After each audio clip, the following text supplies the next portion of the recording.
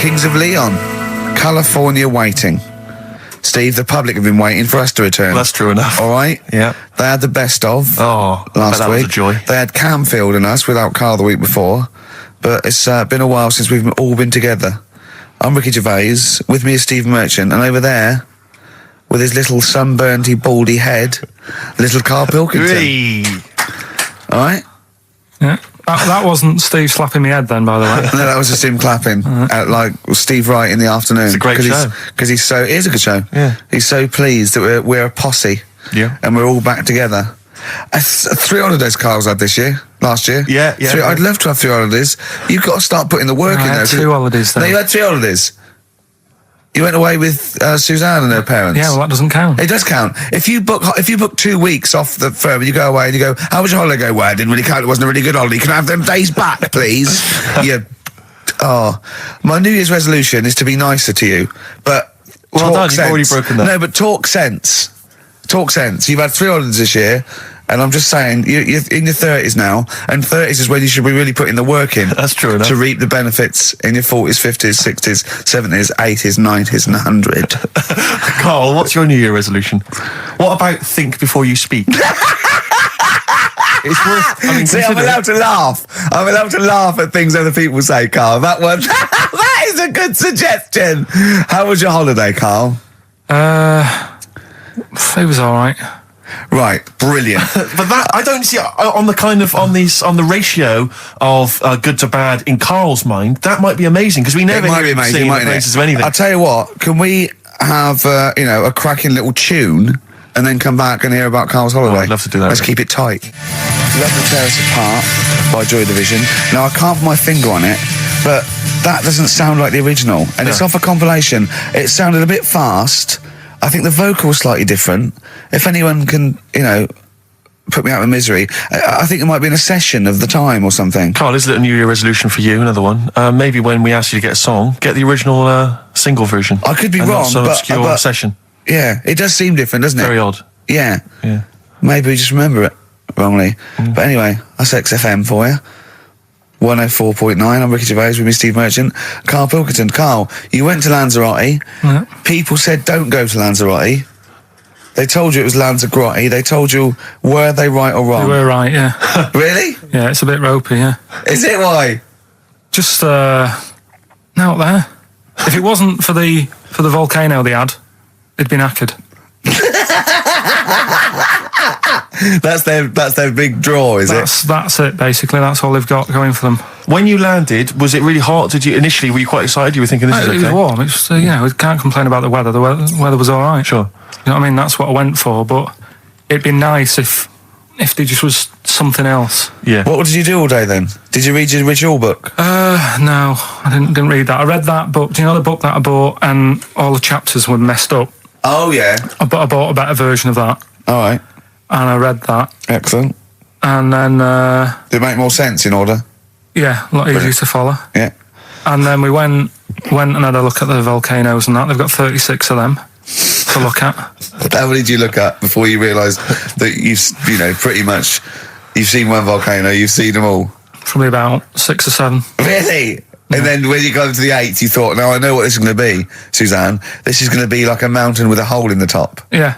Really? But it happened years ago as well. It's like, just keep a couple, fill the rest in, tidy it up. Fill the rest in! Yeah, no, Well, getting some builders. No, seriously though. Okay, 4 million tons of concrete, please. They're an absolute death trap.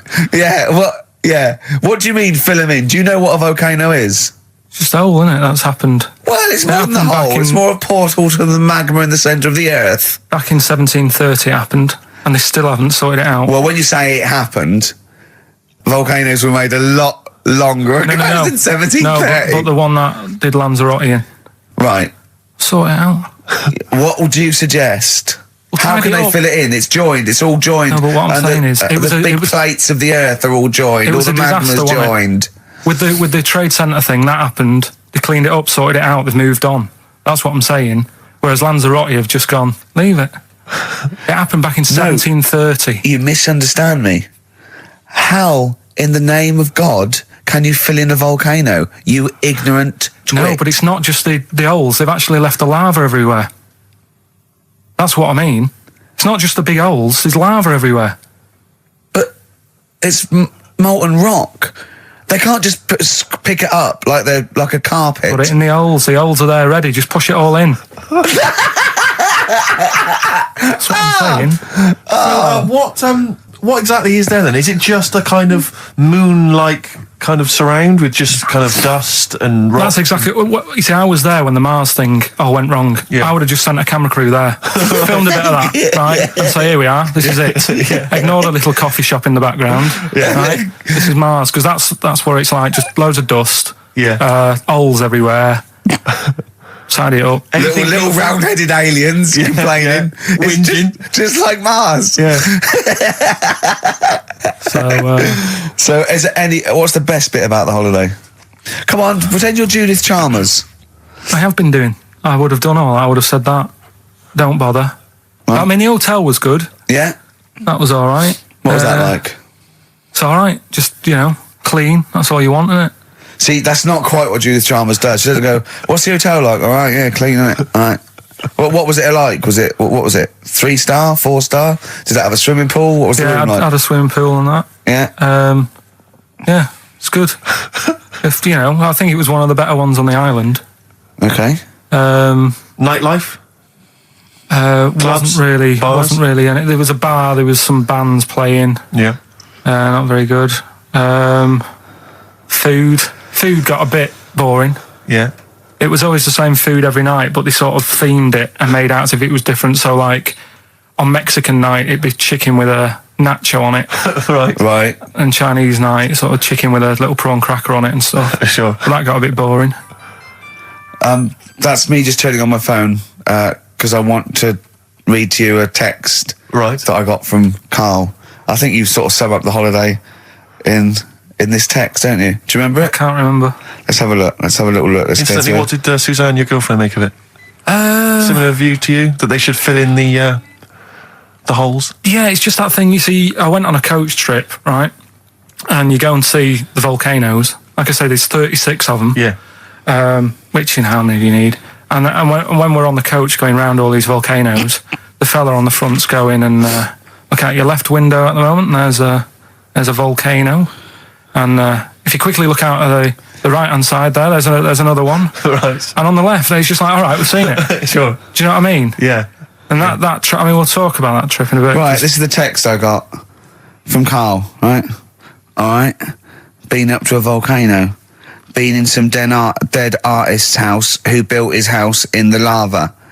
They said they would show me science with volcanoes, but all they did was chuck some water in a hole and it shot up in the air. No dwarves in the canteen, no Scousers here, but there is a Swede woman with a big head. She looks effing gormless with a cap on. All right? So a little reference there to... A Swede woman? What's that mean? Do you mean Swedish? Yeah. Or she looked like a vegetable? No, the Swedish woman. But they've all got sort of quite big bill, aren't they? And I sent him a text. Oh, well, it's just good to be on holiday because, I'm working. He sent back, so am I. Just been watching Sky News. There is a school for monkeys who want to get a band together. Is that monkey news for later?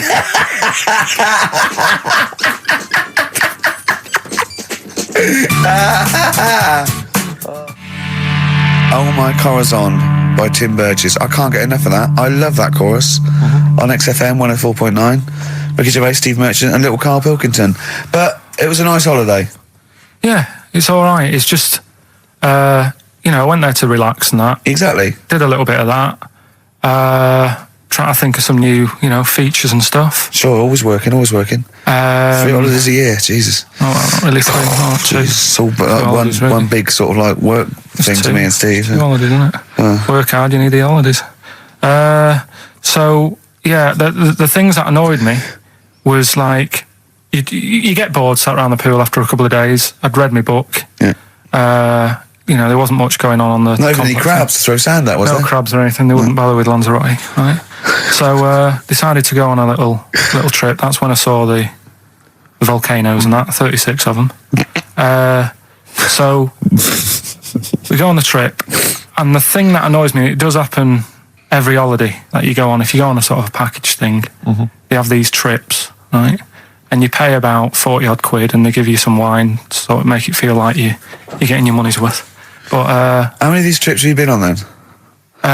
Loads. Probably about 12. More holidays than I've had. Go on.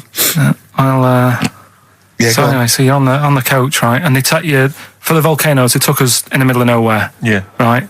There's nothing else round there. Sure. It's like I say, it's like Mars, but with holes in the ground. Yeah. Right. And they sort of drop you off, and they go, right, everybody, see you back here in an hour. There's loads of volcanoes for you to look at, and a coffee shop over there. And you know for a fact, right, you don't need an hour there. You could just say, well, just keep the engine running, because I'll have a look in this hole, we'll get back on, give us 5 minutes.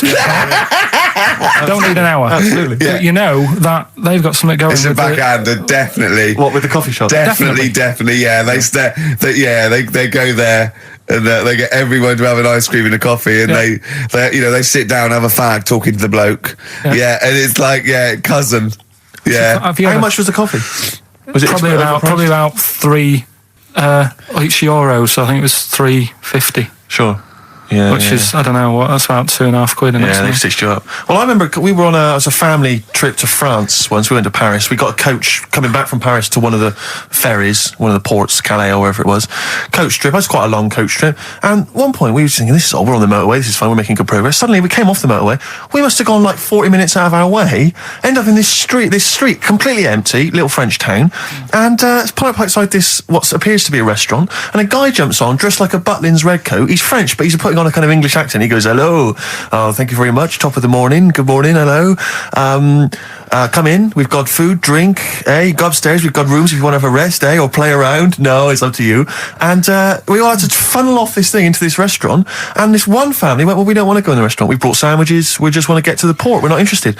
And they said, well, you've got to come in the restaurant. And well, we don't want to come in the restaurant. So the guy said, well, I'll have to lock you in the coach.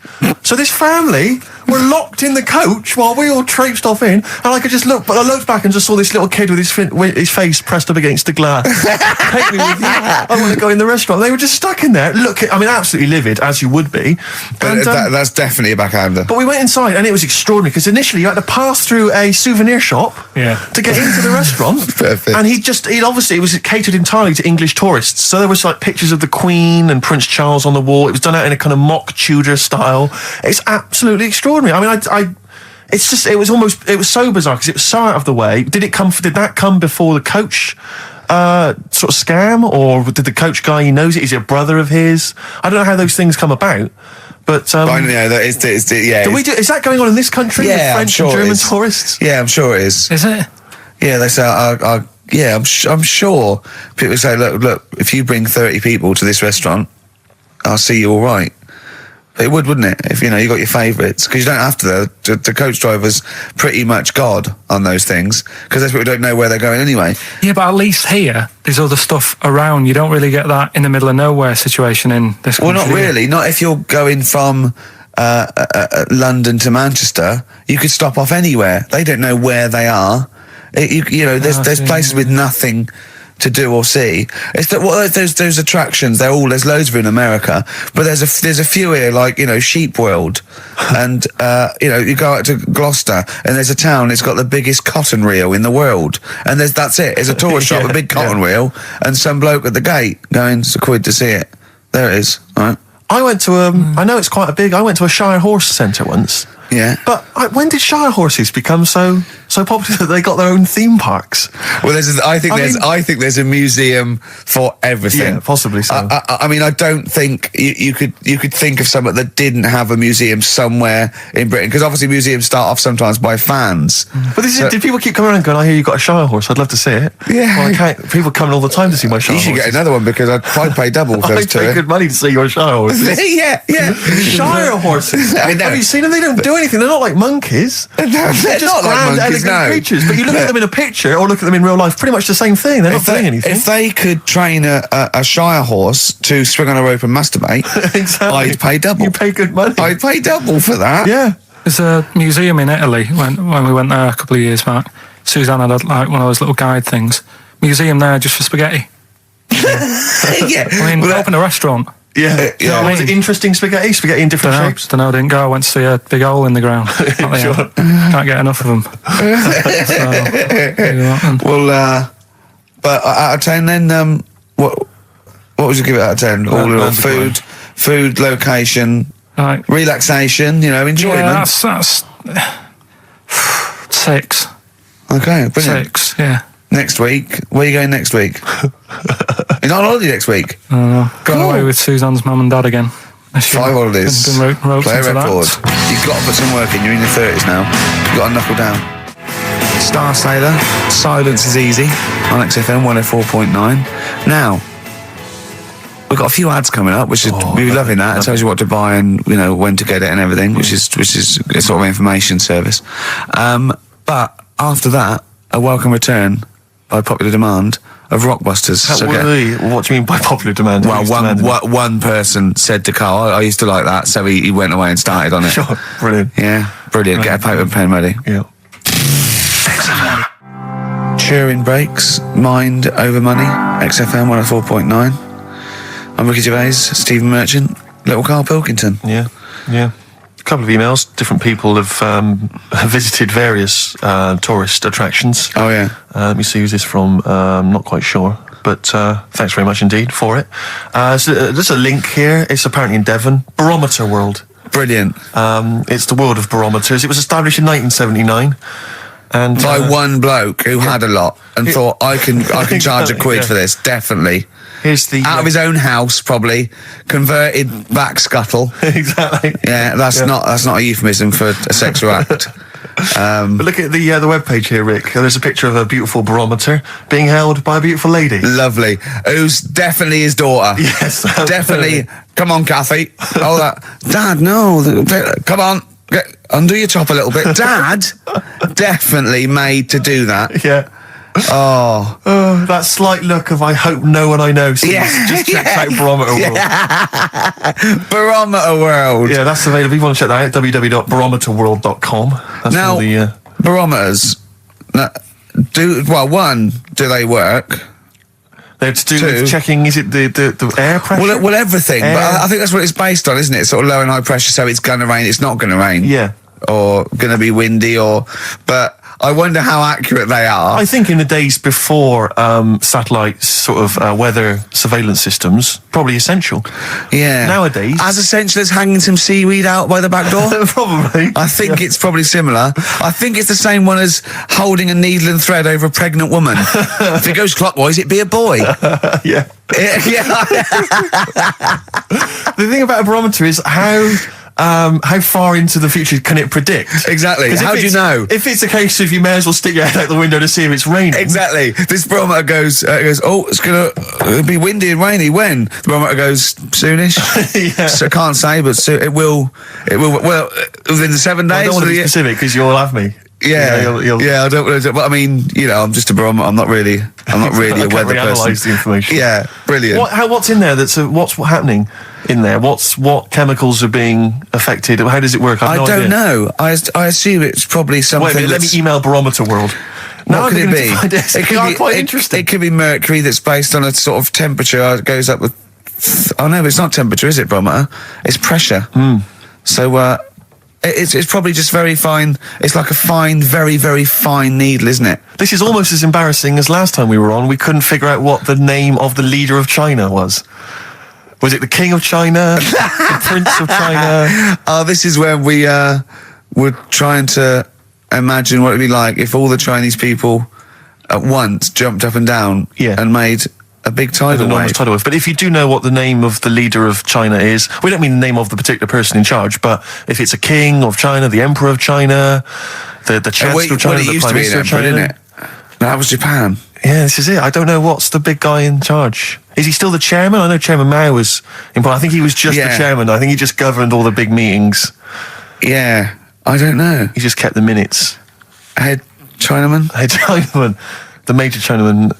The top Chinaman. Number one Chinaman. Do you know what? We're going to be honest here. We know so little about China. It's true. We know so little about China. Yeah. It's embarrassing. If you've got any interesting facts about China, then email in ricky.gervais@xfm.co.uk. Also, I imagine the email address to use if you're going to take part in this week's Rockbusters. I did read an interesting fact. I'm researching. I'm doing a show called Politics, and I was researching. And there's a thing about you went sweatshops. Yeah, no. Sweatshops, like Nike. There's these facts, right?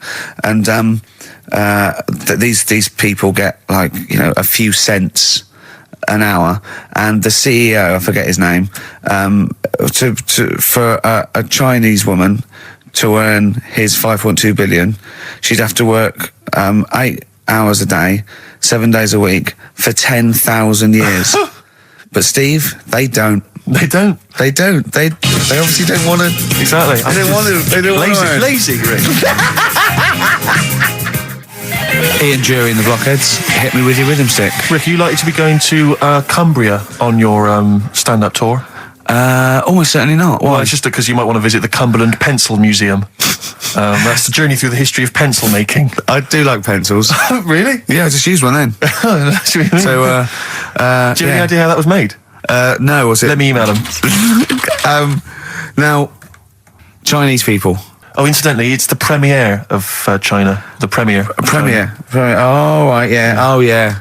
Sure. Yeah, I remember now. Yeah. Well, when you were away, Carl, we worked out if it's 1 in 10 people are sort of like gay in some way, with 1 billion Chinese people, there's 100,000 little gay lesbian Chinese fellas of some sort.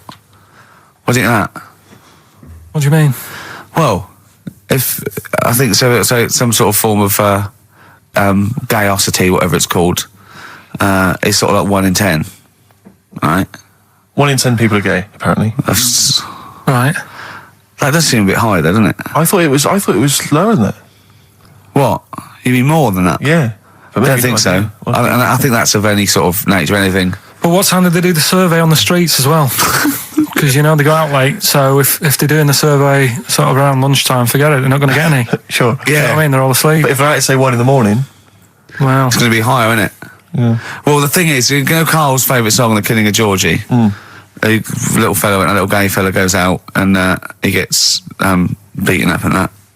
Carl went, yeah, but would it have happened if he'd have been going out at a decent time? True. But clearly in the lyric, it says, Georgie left the theatre before the final curtain fell. Yeah. Now, theatre's finished about 10:30. Yeah. So even giving him half hour, I reckon it was only about 11 o'clock.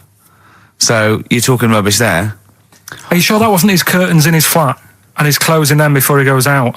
No, he was at the theatre. But I'll tell you what, I just realised something.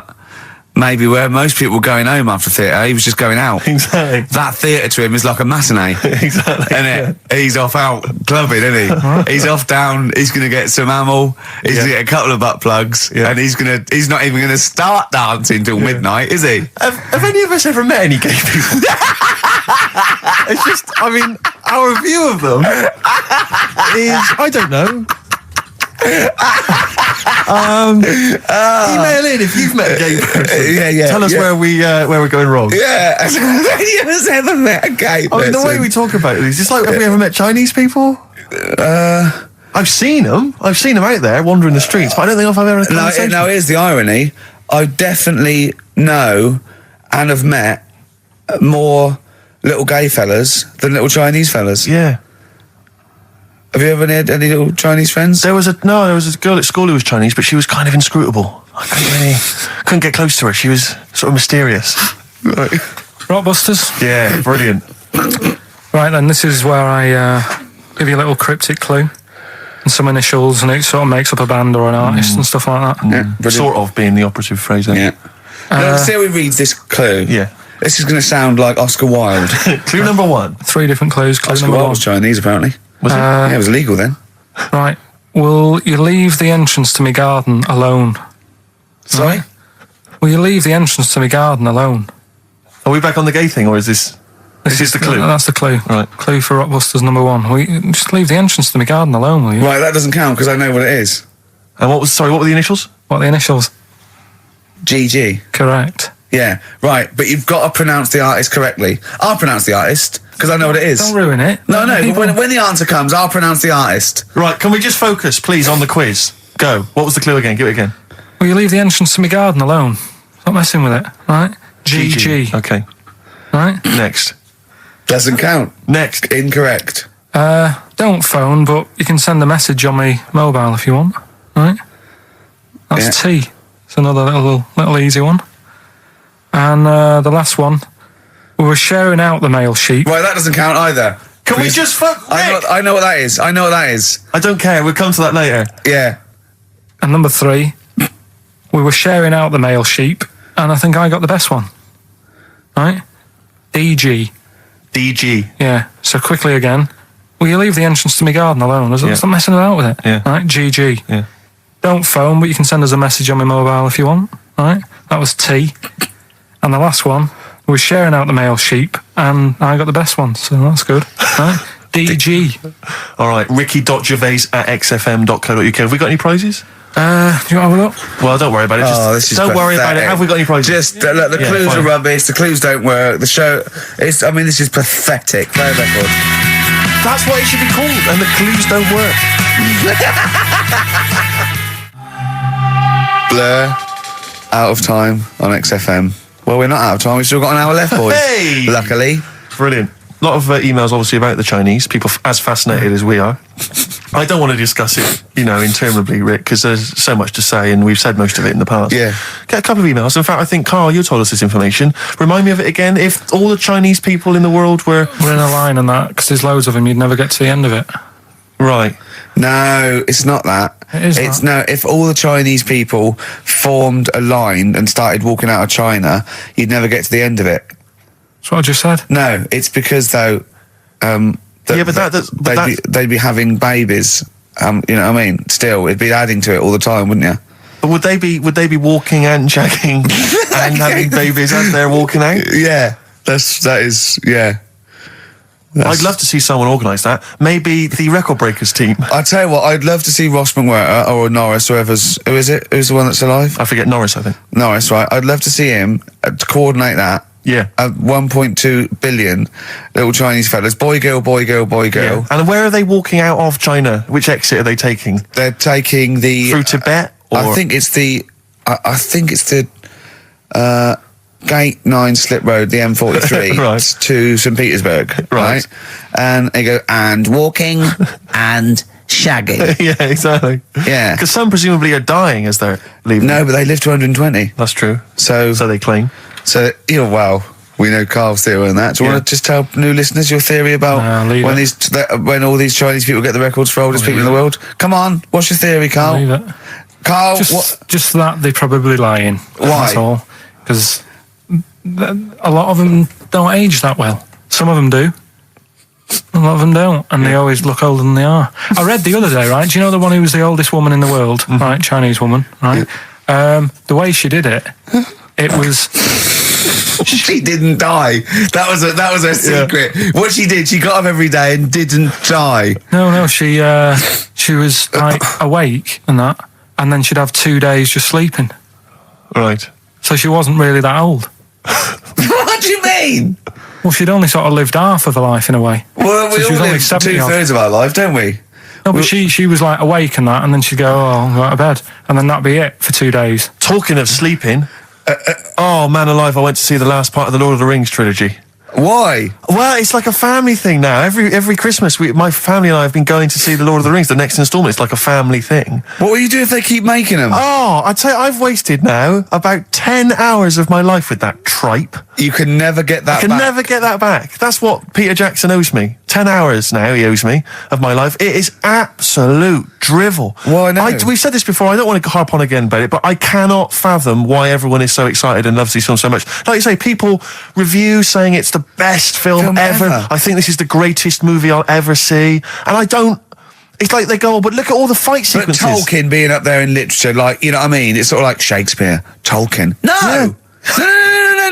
No. But what is it that he's writing about exactly? I don't know. Little midget fellas who can't get shoes. wondering. I mean, I've got big feet. I've got size 14. I can get shoes. Oh God! Send off for mail but order. I know it is like Harry Potter taken seriously. Yeah. But I know who's watching it. It's like these people who are watching it are obviously nerds, people who live in Forbidden Planet. They love it. They can't believe their luck. But It's that's like, the core audience, but it's obviously bigger than that. but then it's also people who can think they have a go, like menopausal women thinking, well, I'll write a book then. the Globplin came into the cave. Exactly. Right? And they're sort of like 13-year-old sons who've never shown interest in anything except glue now writes orc Yeah, exactly. on his exercise book, and so they're loving it. It's like, It's sort of God. uniting, bringing people together. But at the end, right, I mean, it's taken them now like 9 hours to get from one part of Middle Earth to the end, to the other end, so they can destroy the ring, the evil ring. Did they do a line? Was it? I don't know what they... Like these little Chinese fellas. And it's taken them 9 hours of their time and my life as well to get there. And at the end, they all say They do goodbye it in to each real other. time. Why don't they edit it? Oh, I mean, that's what it felt like. It really, it can't have, it must have taken them less time, within the sort of logic of the book to get there than it did to me to watch it. And at the end, they sort of say goodbye to each other and they all hug. So there's like, there's little midget one, Frida, saying goodbye to, Bjorn. What are and they Benny. called in the thing? Because are they PC in it? Are they called like midgets and dwarfs? No, they're called hobbits. Oh, are they? Yeah. So we should call small people hobbits from now on. That's what they are, just to make it kind of topical, and they'll like that as well. Give them sort of, So if you make see a them a bit little, on the interesting. way home, if you saw a little Midget fella. 4 foot midget fella, just say, excuse me, hobbit. Yeah. Okay, that's Call fine him then. Frodo. Right, Frodo. He'd like it. He'd love it because everyone loves the Lord of the Rings. They love it. No, But everyone in loves the the end- Lord of the Rings, In yeah. the end, if you ever get to the end, they all hug each other. They say, well, basically Frodo has to say goodbye to all his other little fellas, and so he's hugging us. I don't know how many of them there are, and he's hugging them, right? And it is the most interminable thing I've ever seen. It's like the music's playing. They look into each other's eyes. He hugs them. He hugs. They pull back. They look at each other again. That's like, we'll never see each other again. Then he hugs the next one, and I was just screaming. I was thinking, hug, just one big group hug. Yeah. Then we can get out of Like here. an American football team. Exactly. Just go, And then go off. knock Not heads. each individual one. I mean, it's Oh. dragging on and God. on and on. And apparently on the DVD, there's like an extra sort of 20 minutes of extra footage of scenes he's cut out. Who's watching this tripe? Who cares? I don't know. I genuinely, Have we lost some of our popularity by slagging off Lord of the Rings? I don't care. Screw them. If you love it, if you can't live without Lord of the Rings, screw you. I don't want you as a listener. I can't fathom it. Really, Rick, it's not like I'm trying to be wayward or controversial. I can't get my head around the popularity. But doesn't Harry Potter annoy you as well, though? Yeah, but at Adults least it's reading kind of that on over the in an hour and a tube. half. Is it? I haven't seen it. And I went to the toilet 3 times during the course of the film. Really? It's unbelievable. The woman sat next to me. Sexy stuff in it, was there? Some of those little pixies with the pointed ears. It just took me back to all, Mr. Spock. Oh, all those glorious days. But dear. it really is just. I mean, have you seen any of them? You've not bothered. I've seen one, and it was long, and I thought it was nicely filmed, and I thought, well, okay, I'll just get through it. I even think, it was just a list of, and here come the orcs. Exactly. Right, okay, we see the orcs now. Yeah. But it's like people go, look at the amazing fight sequences, the amazing immense battles. And it's true, he's got thousands of actors and stuff on horses, brilliant. But I'm not impressed by good time management. No. Well done, he's got all those people together, he's orchestrated it, well done. But Yeah. it's got to be more interesting. My friend summed it up. He said the Lord of the Rings films, they're like the film equivalent of an Enya song. Yeah. And that to me is exactly right. Lots of billowing dresses, slow musical moments. That's good. People riding majestically on horses. Enya. Constantly riding majestically everywhere. Dido's taken over from Enya in that. Well, So possibly I've got a so. confession to make. Go on. I like that latest Dido song. I'll play a song. Let me just, I I've know. got to talk to you about it. I thought I don't Rick, know what's what to going on? say. Let me explain something to you about Dido. Oh, God. Biting Bottles, Richard Ashcroft on XFM. We've had an email which I suppose puts my hatred of Lord of the Rings into perspective. It says, yeah, you may have spent 10 hours of your life wasting your time with Lord of the Rings, but imagine how many hours of people's lives this show have wasted for our listeners. Yeah, that's true, I yeah. suppose it does, balance. 2 it out. hours a week for a couple of years. We can never give that back to people. I know, it shows it mounts up, doesn't it? Yeah. We should be doing some kind of community service for people, maybe pop around. Well, this is community service, isn't it? Because Carl, it makes his brain work a little bit, True. and it keeps him, from going on holiday, sort of for 2 hours a week, which is good. We spent New Year's Eve together, me and Carl. Oh, yeah. It was me and Jane, Carl and Suzanne. Her hair doesn't really look like Dave Hill. I must You didn't confess. see it when it was done, though. Yeah, she had the coat on that you bought her to say sorry, though, didn't she? Yeah. And Martin Freeman and his girlfriend Amanda and Glyn and we all went for a meal, and then we all went back to ours, and sort of saw in the new year and all that, and all the fireworks. And then in the wee hours, when just the drinking seriously starts, we started playing parlour games. And do you know that game when you go round, started off like with pop bands or rock bands, you have to say a band, and then they have to come up with a band immediately that starts with the letter that your band ended with. Right. So Suede, E, Erasure. Do you know what I mean? Go around. We did that, right? And then we had to change that because people were sort of using the same ones crop up. So I said, well, let's do Animals. We were doing Animals. And I gave Carl one. I think Carl panicked. You know, do it quite quick. I want to just test it on you. Okay. Is this bands? What is it? I said... Now, what did I say? So basically, I said an animal, and it ended with E. Okay, so I go skate. Eagle. There you go. Yeah, but hang on. I think I was the third person. Right. So think of another one. Hurry up. Eel. Yeah, I had that. Yeah, I did that one. All right. Right. Yeah, a lot of E's coming up. Elephant. Yeah. Do you know what Carl said? Go on. Ready? Yep. Egg.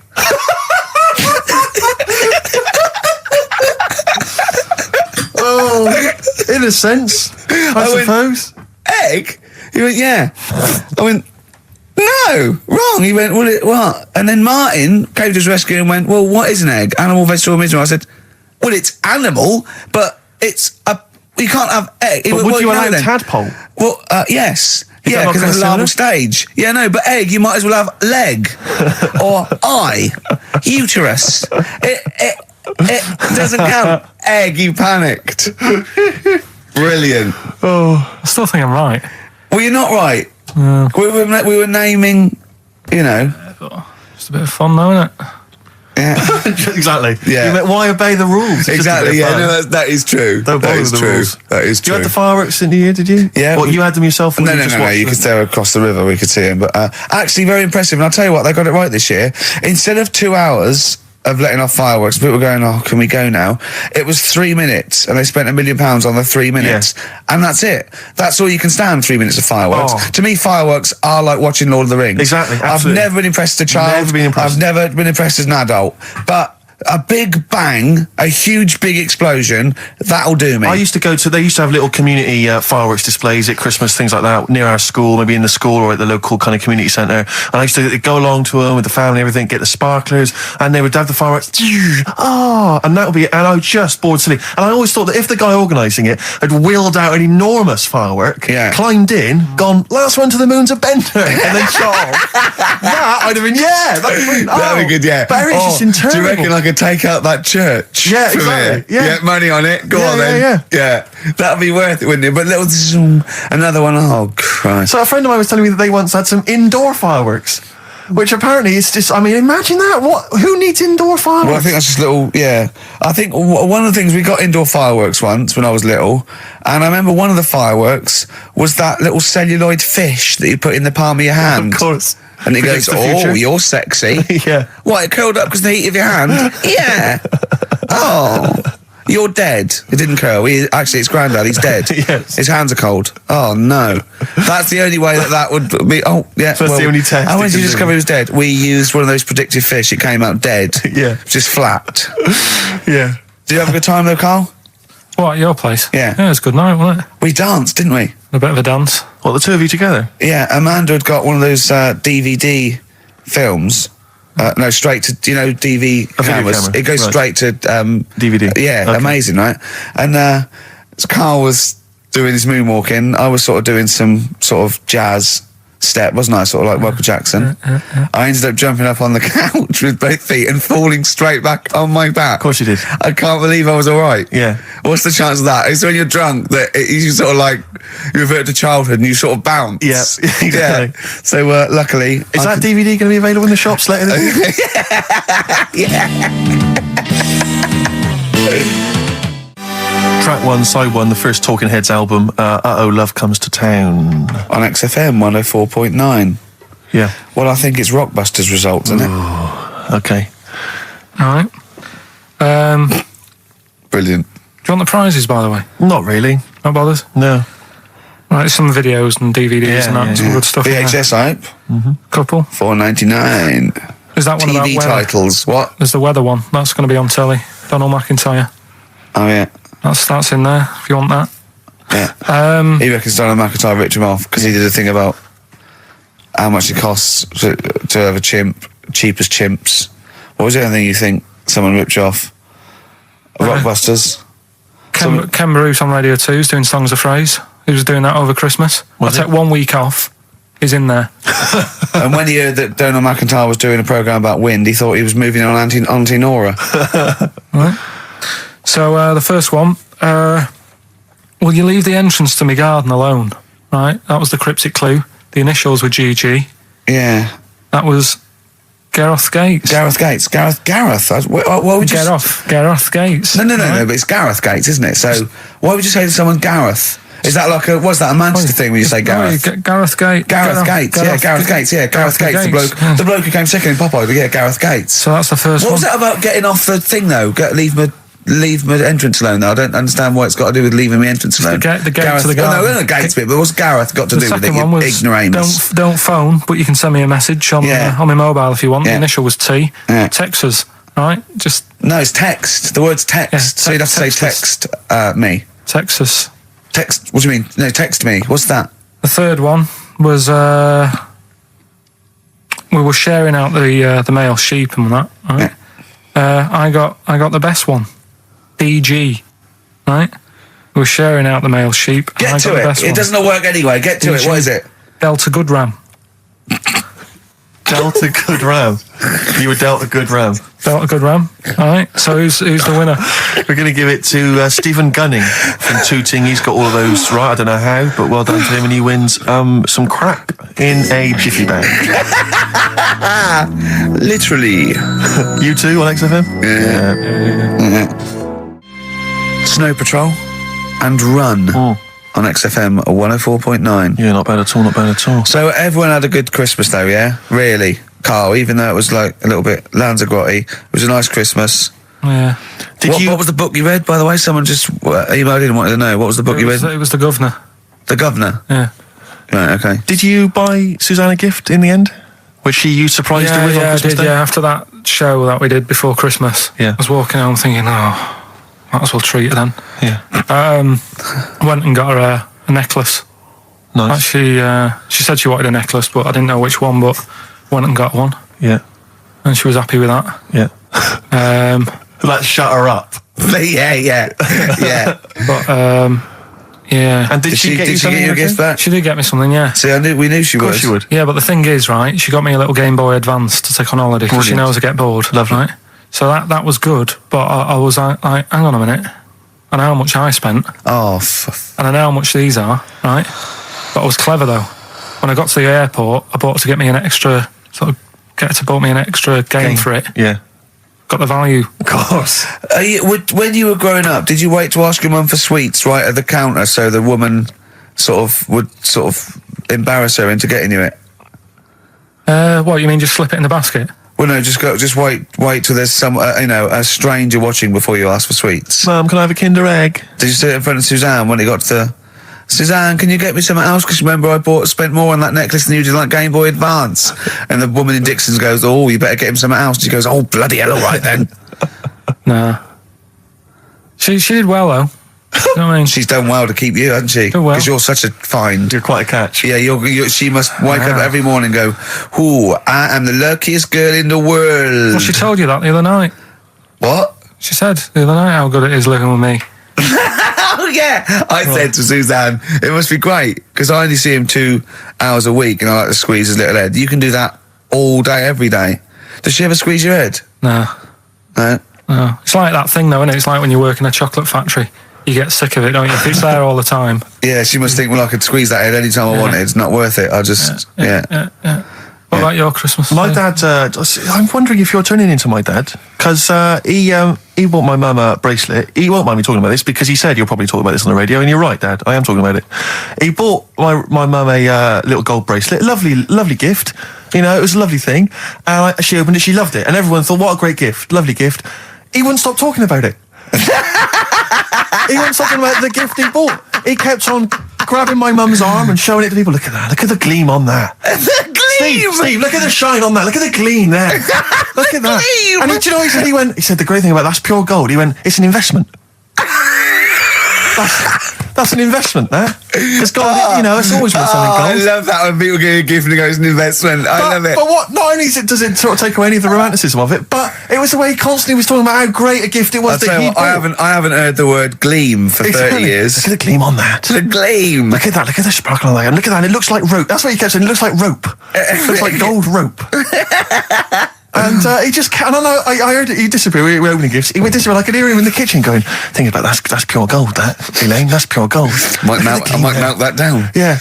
John, next door neighbour, John, look at that, look at the shine on that. That's great, that's brilliant though. But it's just, it doesn't sort of undermine the gift a bit if you keep on droning on about how great it is. If people enjoy giving, that's nice, isn't it? And you got to, you know, what did your mum say? She loved it. She couldn't get a word in edgeways. That's a step up from a jar of coffee, though, isn't it? It is a step up, yeah. That's good. Oh. What about yours? I didn't get my mum and dad anything this time. No, because I'm always treating them anyway.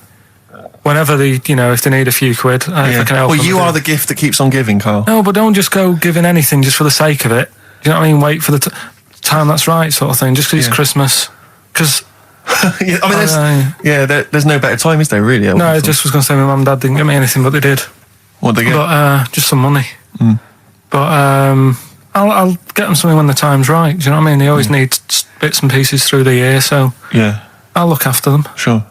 But it was weird being away. Has anyone got a caught onto the fact that they leave groceries in the telephone box near your dad yet? No, that's still going on. Is it? Going on, yeah. Oh, that's fantastic, isn't it? That is just fantastic. So when he needs a loaf of bread, pint of milk, just goes down. Does he ever give that as gifts?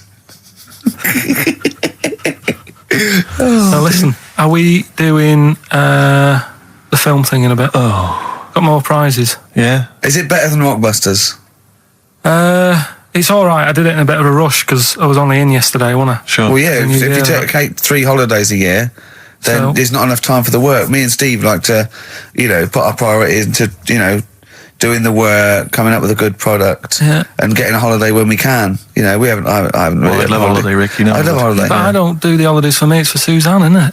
She's the one who likes going away.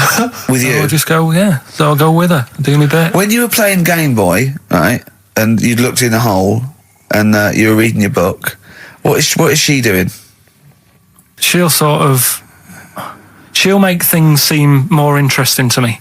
Do you know what I mean? So like when we're at the Owl and the bus driver said, "You got an hour here," I said, "Why have I got an hour here? I go to a funeral with someone who I loved in the ground and don't spend an hour around it.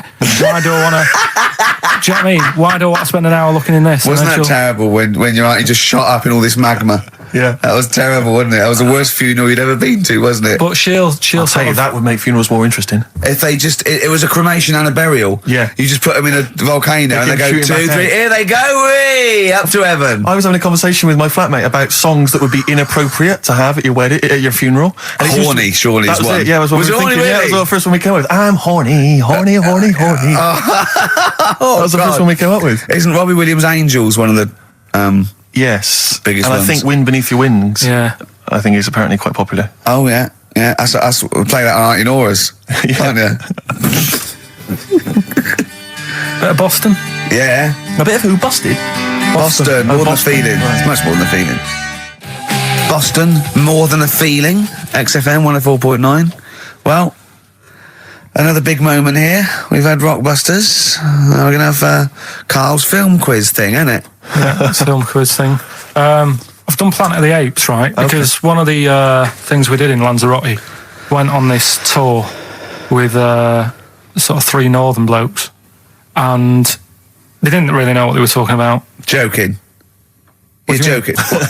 Northerners not knowing what they're talking about. You're having a laugh. No, they'd obviously sort of not had much luck here, right? And thought, let's go over to Lanzarote, buy some vans, right? Get people in it. We'll do a tour of the island. And whenever someone asked the question, like, what year did the volcano happen? They go, "Oh, we'll take you to the visitor centres. You can read about it there." So they never actually answered anything, right? So they were useless. But one of the things that they told us was that Planet of the Apes was filmed in Lanzarote. Right, okay. Right? That makes sense. A bit of it. Well, does it? Does it make sense? Well, what do you All right, mean? well, maybe does it was, maybe it wasn't. Okay, anyway. No. I mean, if they wanted to show sort of an Aaron, sort of barren, sort of post-apocalyptic sort of subject, choose where you went on holiday. Yeah. Obviously. Yeah, but when we were there, well, he took us to this sort of beach, and I said, "Is this where they did it?" And he was like, "Yeah." I said, "What? Right there, yeah." And I watched it, and I couldn't see where I was. Yeah, you know that if you watch a film from 1968 and you've been to the same place, you're not going to feature. You're not going to see you in the back walking along the beach. It's a new one, new Planet of the Apes. Oh, the recent Planet of the Apes. Yeah, that's what they said. Yeah, right. So I thought I'd sort of. Now that sounds a little bit more far-fetched. I'd have thought that was probably a lot in Hollywood. Yeah. Well, anyway, is this the current Planet of the Apes or the old one you've done? Current Planet of the Apes. This is the recent one. All right, there'll be a question at the end of it, so listen on that. Is this entertaining to anyone, this? I mean, just take the last 4 minutes of conversation. But seriously, Rick, who cares? I don't. Do you? No. I don't. DVD's selling well. Exactly, what do I care? Right, come on then. All right, so Planet of the Apes, question at the end of it, listen and win some stuff, all right?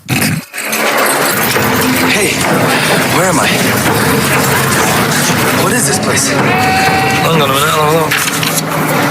According to the Lanzarote guide, we've been dropped off at the volcano bit. Apparently there's 36 volcanoes here to be seen. I hope you don't mind my saying, but this is a waste of time. I know what you mean. Don't know why they need 36 volcanoes. Just keep one.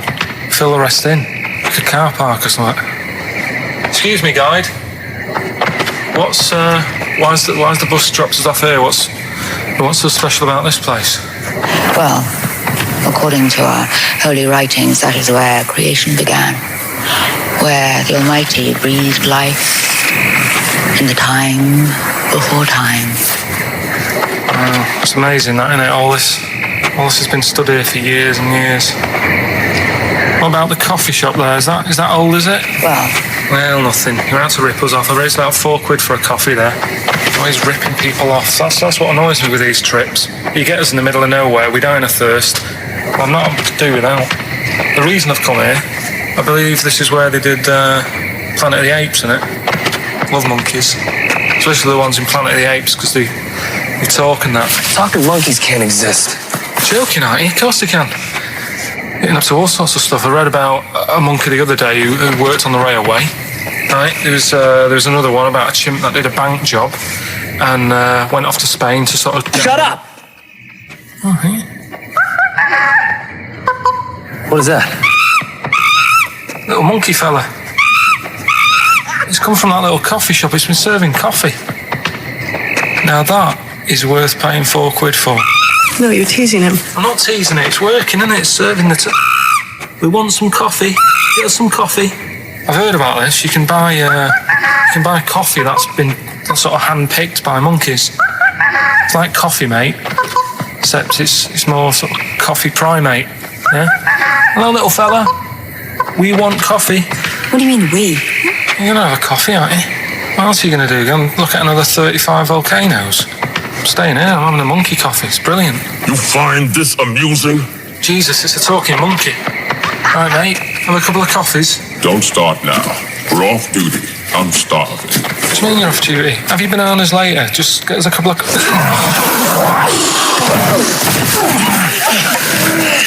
Right, I understand that you're tired and you've probably been on your hands all day. Just forget the coffee. You go and get some lunch. After you've got some coach, you lazy ass. You damn human!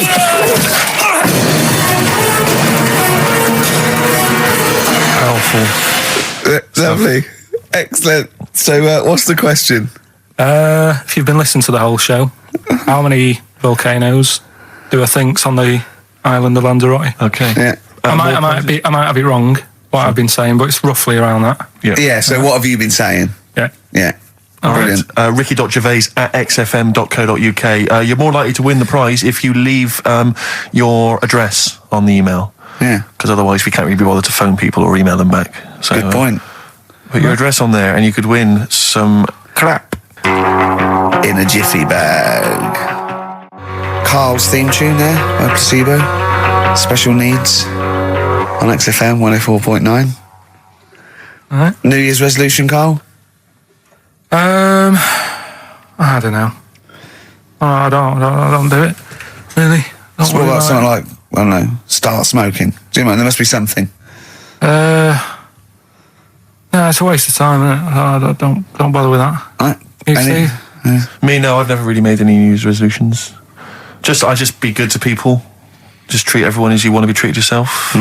Give to charity. Hate crime, racism, famine, sexism. I know you're going to keep to all those, except the gift to charity. That's me and Carl find that a little bit hard to believe. Never gonna happen. Well, you've always got to break at least one of your New Year's resolutions. Yeah, exactly. Yeah, well, I think I'll be nice to Carl.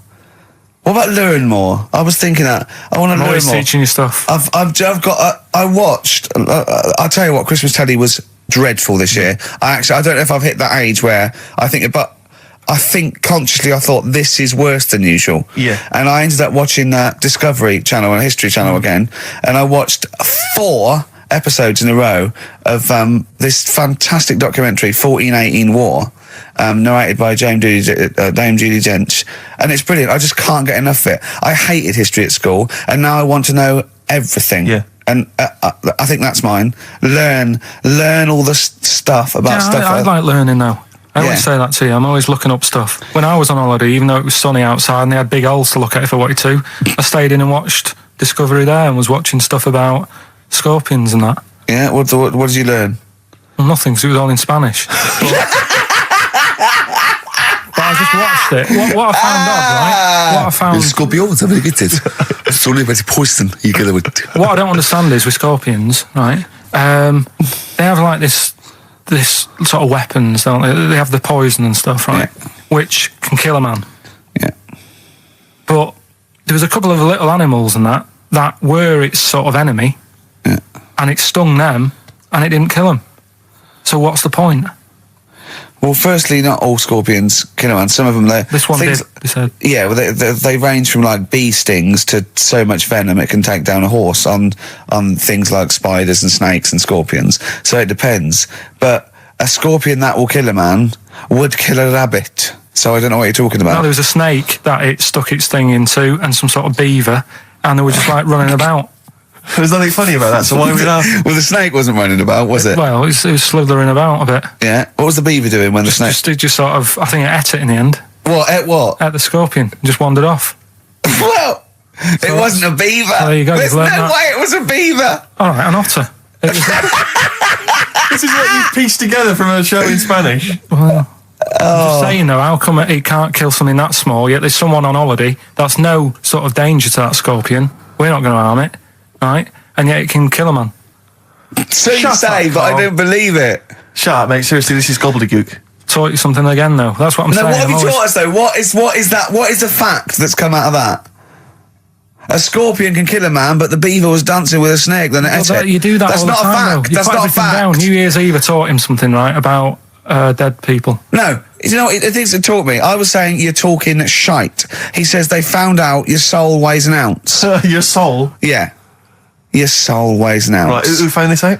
I read it. Your arsehole weighs an ounce. Yeah. There's no such thing. A soul weighs an ounce. You're talking drivel. All right. Have you got any monkey news? So what did they do? They weighed someone who was alive, and they will wait for you to die, then weigh you again. There was Now someone you've who- lost an ounce. Yeah, so it must be your soul shooting off to heaven. It was someone who was really ill, and they said, we can't do anything for you here, but we've got a bit of an idea that we want to do. We've been wanting to do this. Stuck him on some scales. He said, right, you weigh 9 pounds and an ounce or whatever, because he was wasting away. He died, 9 pounds. Right? Fine, well, that's proof if proof be needed. Talking shite. Monkey news, we might as well leave it. No, come on, No, come on, tell monkey news. No, it's nothing that great, really. Is it worth playing the jingle? Quickly? Go on then. Oh, chimpanzee that monkey news. Right, it's about a monkey. 2004, four. It's about this woman monkey who was born in 1834. Right? Half monkey, half woman. No, not true. It happened, apparently. It was Impossible. it was in the Daily Mail.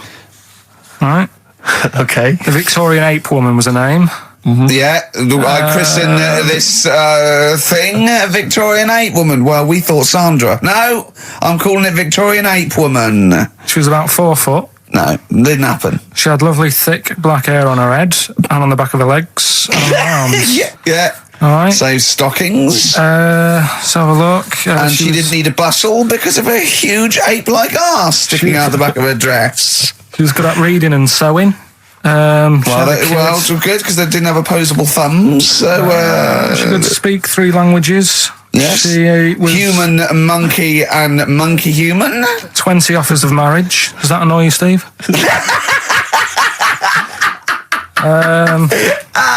Absolute twaddle. All right, well, like more rubbish than your soul weighing an ounce. Let's leave a it there. Victorian monkey Let's woman. leave it there, then. See you next week with some more twaddle. I was worried we wouldn't have the old magic in 2004, but we're still talking shit. Merry New Year. I would like to apologise for my son's behaviour. He is a filthy little who's been a most of his life and treats me like a So, Doris Stokes, right, is dressed like a dominatrix, right, and she's dripping hot wax onto the naked torso of Arthur Millard. Yeah, of course he is. Right, and he in turn is being pleasured, right, by Dusty Springfield. Oh, Dusty Springfield's not dead. What? You twat. Dusty Springfield's not dead. Yes, she is. No, she isn't. She is. Of course she's not. She's dead. Of course she's dead. Of course she's not dead. Who am I thinking of? I don't know. Dusty Springfield's alive and well and playing with Arthur Millard. No, she's not dead. Oh, God. Well, excellent. Oh. It was going so well, wasn't it? Oh. I like the bit up until then, though. Yeah. I like the idea of her and Millard. Well, that's all true. In a farm. We can't do that anyway. Still, see, you can't do that on the radio, talking about that sort of thing. I think I'll tell you what, though, if we're going to pick on a dead person, why pick Doris Stokes? I don't know. The one dead person you don't pick. I know. God. I'll have to convince her she's dead. But even in real life, she'd harness the powers of the dark side, so we don't really want her to get on our, She liked the dark side. Getting on our That was her backs. favourite. She's getting on our backs. Don't get me started Well, on that. Oh, goodness me, it's just nothing but innuendo and Dusty libel. I don't believe It's it. libel. Play records, We're in Rex. trouble We're in now. trouble. Oh, God. You should have picked someone like Scylla, who is dead.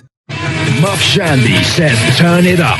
Earplugs are gay. Earplugs are gay. Hear what I say now. Earplugs are gay.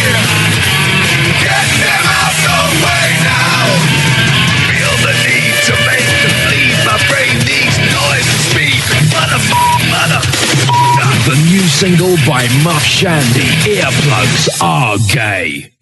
And the bloke with the gimp mask and the umbrella said, Doris, I'm not doing that. Gervais, And he we're left. leaving it. We're leaving it. Go on, sorry. I was talking to my parents on the phone the other day, and I started swearing, and I've never done this before, and it's a terrible thing because I've crossed this barrier now, across this line, which previously for 23 odd years I'd managed to sort of stay the right side of. Yeah. I'm talking to my mum, and she mentions to me that I'm going to lose a lot of money. I don't want to go into it, but I'm going to lose a lot of money. And she told me how much. It was £5,000 or something. She went, I went, effing hell. Obviously, I said the real thing. Yeah. Effing hell. She just stopped. She just went, pardon me? And I thought, what have I done? I thought, I can't explain myself, because she didn't know that I knew those words. So I just said, that's a lot of money. That got you out of it. That got me out of it. Yeah, But yeah. you know what I mean? That crossing that step. Yeah. It's quite a terrible thing. It's like, I look forward to the day when I can bring a girl home and say, look, I do know about sex. And twat. No, you can't. But when I was a kid and I first went to senior school, I started to learn all these swear words that I didn't know. Of course you can say the word twat. Right. You're not meant to. I started learning all these swear words, and I went home and I started using the word twat. I just thought it was a slightly stronger version of twit. Yeah, You know, it's a bit tougher for some reason. Yeah. And so I used to go around saying that, and I'd go, my sister would say, stop ruining my Lego, and I'd go, you twat. Yeah. And, make your bed, Steve. No, you twat. I'd say to my mum, right? And I didn't realise what it meant. Right. And my dad, right, he didn't really know much about swear words, so he started using it as well. He started going, oh, you twat, Steve. And, do you want to clean the bath? No, you twat. And we just started using it all the time, right? Yeah. So then at school, Mark Johnson told me what it meant. Yeah. Right? Obviously, I'm stunned. I'm thinking, I can't go around calling my mum a twat. Yeah. So I didn't, I just stopped using it. Yeah. Like that, just stopped using it. But I didn't have the guts to tell my dad what it meant. Oh, no. So he carries on using it, and to this day, we were driving along, he'll say, to my mum, Elaine, watch where you're going, you twat, you great big twat. And I just want to say to him, Dad, don't say that to my mum, because she knows what it means. Oh, no, but really? She's not going to say to him, Oh, God. Ron, would you stop saying that word? Because Yeah, same thing happened to me. My dad still says Fouch. Does he? Yeah. Oh, Felchin, talking of that, right, it's Doris Stokes. Yeah. She's got this huge... 4 sailors and a big bucket and like a weight. Well, that's it, Steve. Is it? It's the news now. Then we're out of here. Yeah?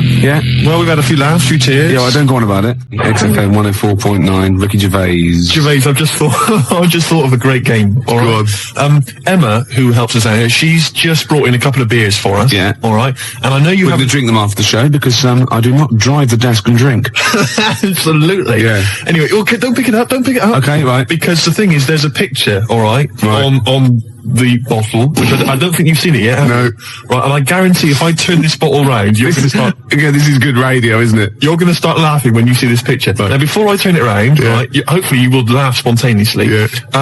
It's a new competition, all right? You can fact us in pictures. You can send pictures in the post, all right? Yeah. Any picture which I can then, during the show, hold up and show to Gervais. If he laughs spontaneously, you'll win a gift. You'll win a prize. That's a great competition, Isn't Gervais. it? And great radio. And great radio. They'll be laughing at the picture at home, won't they? Exactly. They'll be going, no wonder he laughed. Look at that. Well, all right, there's simple things like that which don't work, but the point is... The point is, right... You'll still try, okay. Just Let's test it. He's going to turn this little chubby pint of beer around, whatever it is. Just calm yourself. Okay, all right. Don't want you to... Hurry up, I want to drink it. You ready? Yeah.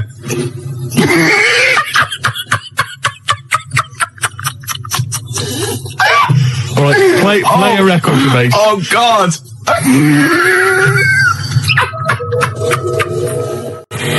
Blur and Tracy Jacks from 1965 there. Hey. Cheeky little monkeys. Well, I think we've established ourselves there now, Gervais, As radio gods. as radio gods. Yeah. We've come up with possibly the most enjoyable radio game in the history of all things. Basically, what we want you to do is send in pictures, drawings... Is it as good as this? Gervais, put it away. We want drawings, pictures, photographs. Okay, and what I'm going to do is I'm going to show them to Gervais midway through the show. You'll never know when. They might just suddenly pop up, and we'll see if Gervais laughs hysterically. And if he does, you win a prize. I guarantee it. Yeah. It could be that you'll win a couple of pulp tickets if we've got them to give away. Yeah. It might be that you win a crate of beer, anything. Yeah. Whatever we've got to hand, you'll win it if you can make Gervais laugh simply by me showing him a picture. The address is XFM, 97 Charlotte Street, London W1P 1LB, alright? And you can fax us, of course, 0171 580 1234. I must warn them that I really have been desensitised now because I sit opposite you. Well, exactly. I mean, do you know how hideous and, like, ridiculous they've got to be to make me laugh? The pictures have got to be pretty odd. Yeah. The address, XFM, 97 Charlotte Street, London, W1P, 1LB. Apart from bad lyrics as well, I like it when pop stars and marketing managers of record companies try and get clever with their, titles for albums and stuff. Remember Wet, Wet, Wet? Popped in, sold out. Nice. Oh, lovely. Beautiful. And you know, Tony Banks out of Genesis, he did his solo project. And what he had, right, was the album there, and he had Banks across the top, right? And using the S to start the next word coming down was statement. Clever. Banks statement. Oh, I was watching Tony Banks, is he not the sports minister? Oh, I don't know. He was in Genesis when he was younger, though, wasn't he? I don't know. I think so. I don't know how it works. Well, because Phil Collins is Minister of Shite. Right. When I'm alone, right, and Jane's out, I sort of channel surf. I never watch a programme. Right. I sit down to it and I think 2 minutes. You shocked me. Yeah. And I just sort of going through and I was going back and forth between the Waltons and, like, the Box. Right. Music Television, You Control. Yeah. MTV. VH1. Ooh. And I got a glimpse of Toya Wilcox, which I stopped, obviously. Yeah. And she's on one of these religious programmes. I think it was on BBC Two. I don't know what it was, but it was with that bloke. Oh, God. I can't tell this anecdote. I can't stand it if I don't know the name. It's sort of like a Jeremy Paxman type thing. You know, he went to university, he was going to be a serious journalist. He wanted to be KAD, but he settled for Les Dennis. One of those sort of people that was on That's Life. No, I'm not telling it until someone phones in. Toy Wilcox on a religious programme. What's that bloke's name? Then I'll tell it. 0171 580 2000. Gervais, have you ever watched an entire documentary all the way through? You don't know one, don't you? Beautiful. You don't look. Now, New Order's your favourite band of all time, isn't Yes, that's right.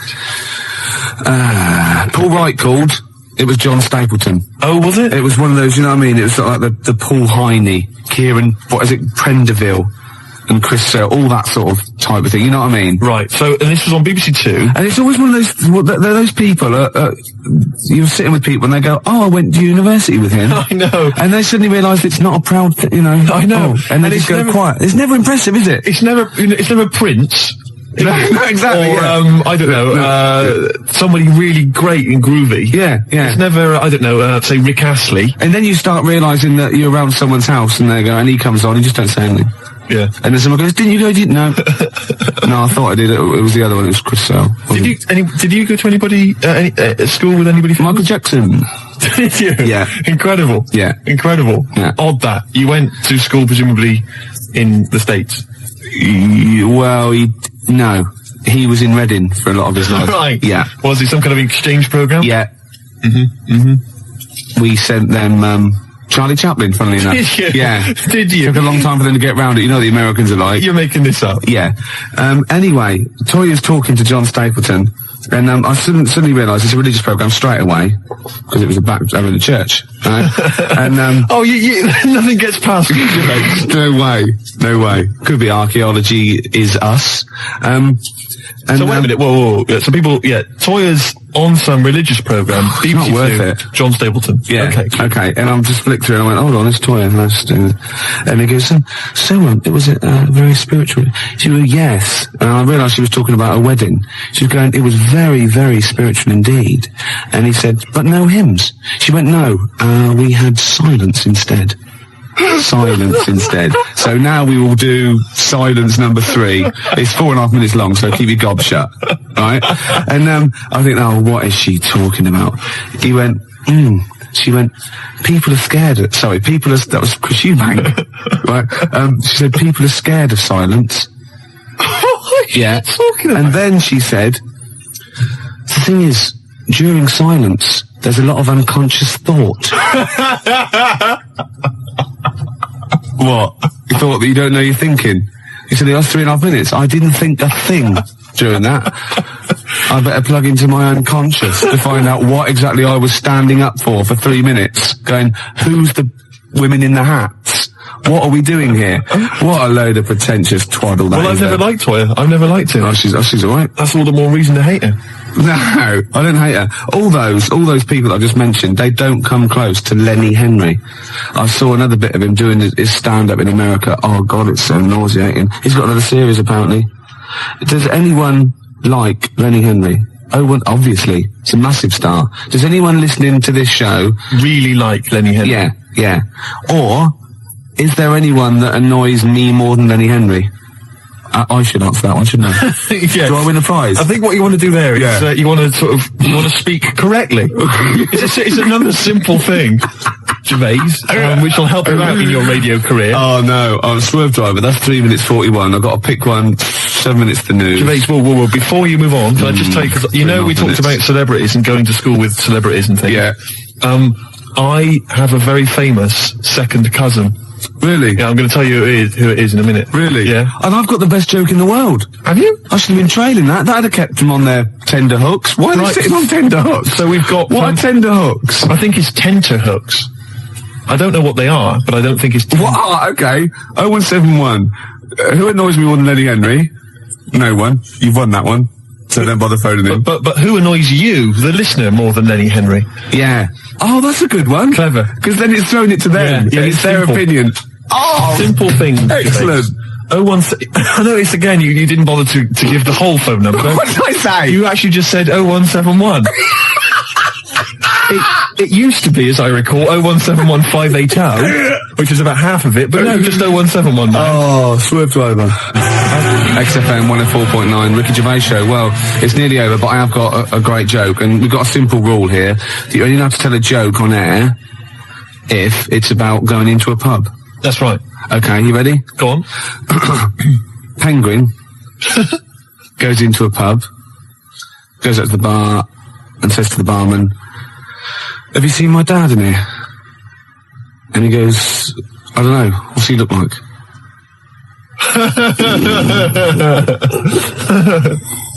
Yeah, no, it's not bad. It's all right. It's all right. I had a similar one about something going into a pub. I think it was a turd and a wig, but I can't remember what the punchline is. If anyone knows, 01715802000. Something about a turd and a wig. Gervais, I've also obviously got my celebrity relation, which I'll tell you about in a minute. That's about it then. Yeah, we've enjoyed ourselves. Oh dear. Bald character, once drummer for Genesis, is more annoying. Who's lost this for? Smoked fish. Oh, what? What's this, Emma? That is what tenterhooks are. Oh, what are they? Oh, tenterhooks are what? It's what smoked fish are hung from. Excellent. And bald character, that is, he's more annoying than Lenny Henry. Okay. Once drummer for Genesis, well, that's Phil Collins. You can't say that. Of course you can. I can say Phil Collins is more, it's a matter of opinion, isn't it? Yeah, but he said that on the phone. He said, "Please don't say that, it's a bit mean." Phil Collins is a deeply boring man. Anyone can say that. I won't say who it is who said it then. Okay. We've got out of it, haven't we? Joe Pasquale is less funny. Ooh, yeah, okay. Who's that? I mean, the point is that you can say that Phil Collins is a bold, boring man in the same way you can say Andy Peters is a raging... Gervais, Jilly thinks I'm adorable, apparently. Gervais, I don't think we've got time to really talk about this. Okay, what have we got to do next week? Oh, we can't say who your celebrity was, but I just thought we could phone in who you think it is. I mean, I've got a few ideas who your celebrity second cousin is. Your mum. Mr. Ed? No. Godzilla? No. The point is that this is a real celebrity, so, I mean, okay. Celebrity. So, I'm not making it up. It's not going to be as exciting as, whoa, it's Elvis or whatever. It's not that goofy, but it's still... they do share some of your genetic material? No, you wouldn't know it. Really? No, Normal? You will, yeah. Symmetrical? Really? A good-looking person. Blood reaching the surface? A good-looking person. Really? Yeah. Fantastic.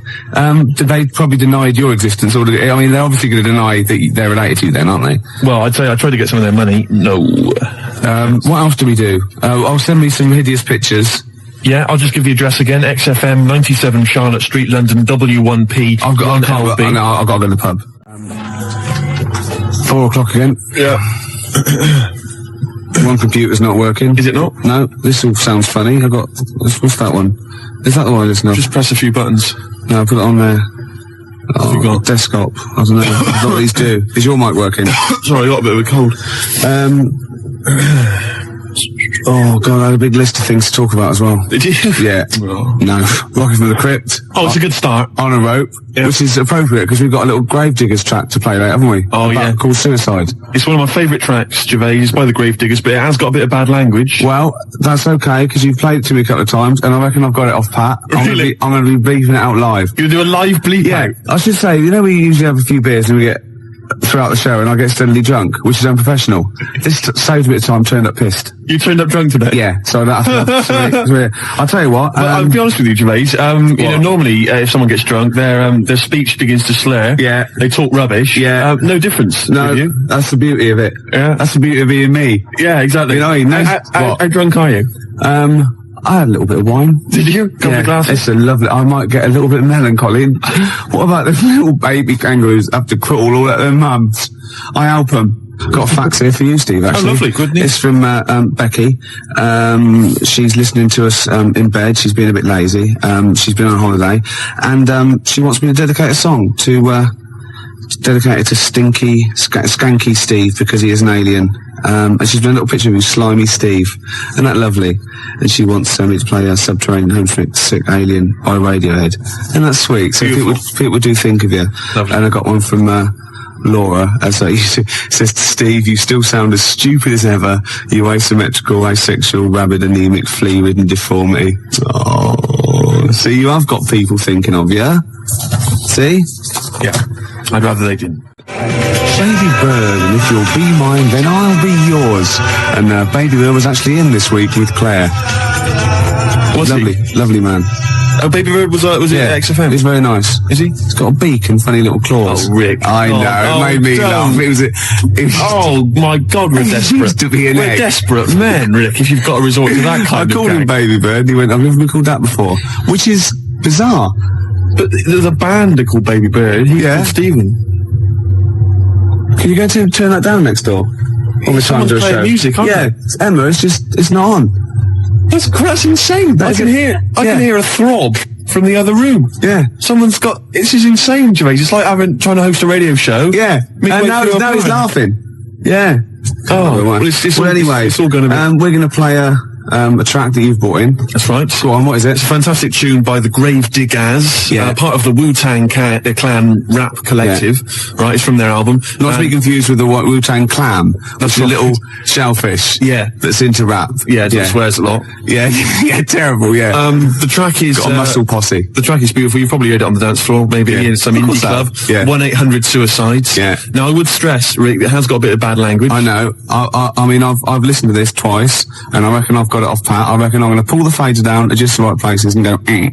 Right, you're going to sort of bleep it out. And if it goes wrong, so what? You know, that's real. People have a problem with swearing. I don't. Do you? No. I'm doing it because it's rules, and the great thing about we want to stay on air because we take our job seriously. We do, and I think we're sorry. Excuse my French. Bloody good DJs. Well, I think you're absolutely right, Rick. Yeah. Let me shake your hand. Yeah. All right. There we are. Yeah. A good shaking of a hand there. I love a bit of rap. That wasn't actually French. No, is it? It's weird, that, isn't it? Pardon my French. People always say when they maybe say bollocks. Excuse my French, but le plume de ma tante. Hey, come on, language. We'll be learning a little bit of a foreign language later. I've brought in Instant Yiddish by Fred Kogos. I've always wanted to learn Yiddish. Really? Yeah. Narishnik, foolishness. Some glick, some schlimmen, for better for worse. So I'll teach you little usage phrases like that out of the old Instant Yiddish book. But first, what was this? Gravediggers. It's Gravediggers. They're keeping it real. They're keeping it raw. So there is a bit of bad language. Yeah, well, mine's raw. You've been keeping it raw? Yeah, of course I have. Right, I'm going to have a go at this then. All right. Right. Don't get nervous. No, don't. Shut up. Right, I've got to play this. Shut up then. Don't put me off. I've got to concentrate. Bleep it out live. And I will, yeah, shut up. All right. Is it going? Oi. Okay. Take it calm. Take it calm. All right. Well done, Rick. No, it's very good. No worries.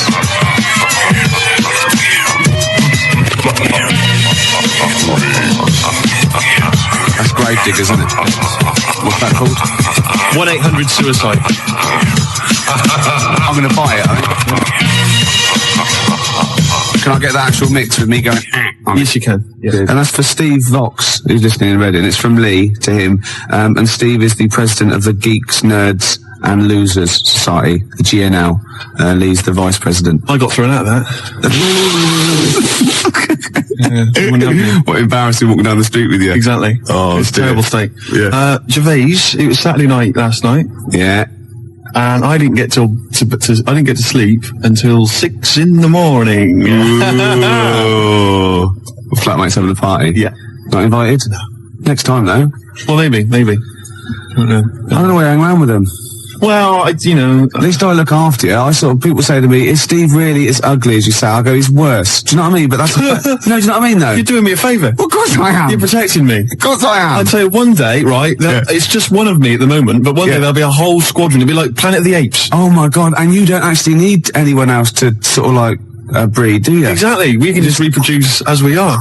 It'll be like Planet of the Apes, right? There'll be sort of a Charlton Heston figure. Come over, squids. It'll crash land. Get your damn dirty tentacle off me. It'll crash land. Yeah, exactly. And there'll just be loads of me crawling around. Yeah. All identical. Chasing him on horseback. And they see like Bristol Temple meet and they go, oh my God, they blew it up. Yeah. He's back in Bristol with all your... Oh no. Incredible. It's a charlatans. And then there must be an organisation of volunteers or something who...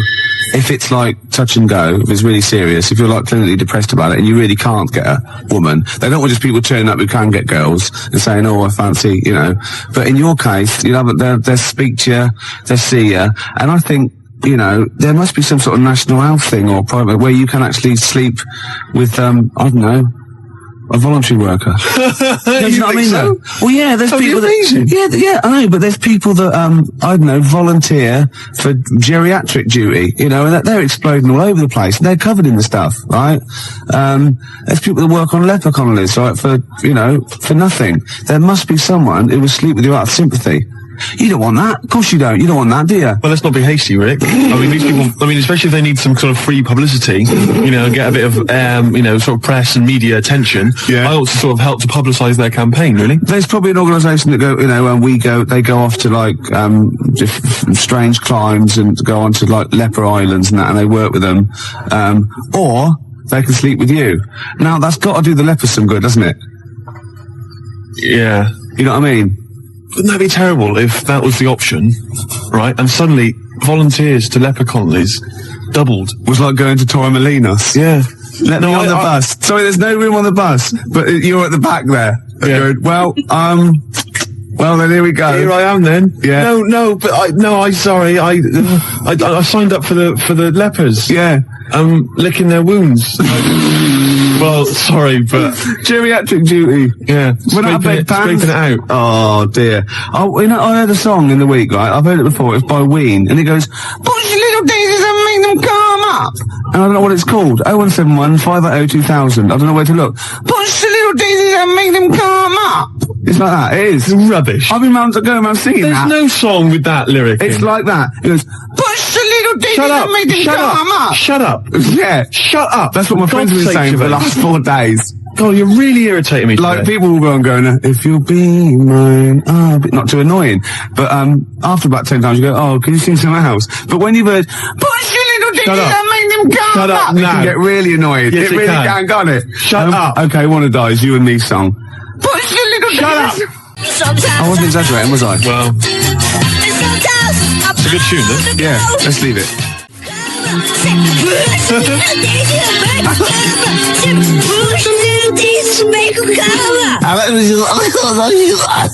It's great. That's just going to gag. I love that one. It's great, actually. Maybe we should play it again. Well, maybe later on. I'm not that mad about it. I like that. She's not quite as irritating as me. No, generally. Who is? We were talking earlier about how hideous how you look, and you can't get a woman because you're quite nasty as well. And Emma, our producer here, who thought, look, this is not fair, because Steve is quite affectionate. When you get to sort of know, like E.T., when you first watch E.T., you go, ugh, and then by the end you think, oh, do you know what I mean? It sort of like gets that deeper. And she went, I remind you, Steve, what I said when I first met you, and this is like her best, stab at a compliment to make you feel better. She said, I thought you're really not that ugly. So the assumption is I am ugly, yeah. It's just not as bad as it's made out. And that's like, you know what I mean? Yeah. And she's like, no, don't be silly. You're really good. You're really not that ugly. Yeah. It was a good effort though, wasn't it? Yeah. That was nice, Emma. That was really nice. It was a good effort, but it was shallow and futile. It doesn't mean anything. Look at his little face. Oh, look at that fax over there. Check that fax out, right? To Ricky, Steve's skin problem closed up was actually what they've silicon carbide particles. Someone sent in a fax, right, and they've got these sort of hideous kind of mutated cells, whatever, and they've put on the fax, to Rick, Steve's skin problem closed up. You've never said I've got a skin problem. No, I haven't. You haven't got a skin problem. They're just assuming. No. It's almost translucent, his skin. It's very pale. It's like, like those newborn fish when you can see all the hearts, can't you? All the hearts. Well, in many fish.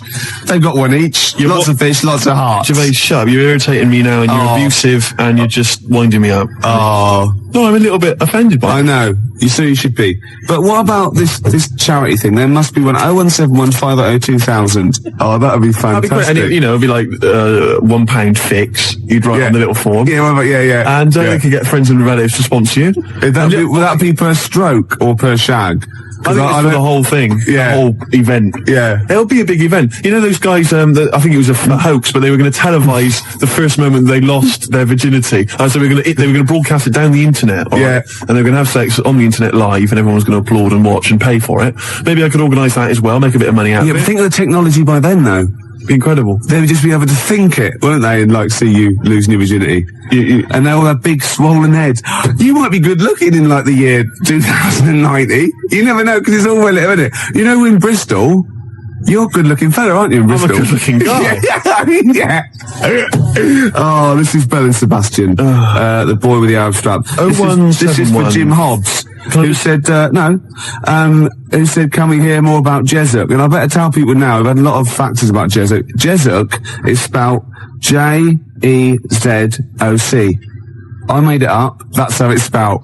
Okay. All right, Gervais. You'll tell us a bit more about Jessup, will you? Oh yeah, I've got a whole new storyline. Before you carry on, 0171 580 2000. I've got some sponsorship forms already printed up. So just give me a call. I can post one to you. I will sleep with Steve, or I will go on and work on a Leprechaun Connolly. Billy.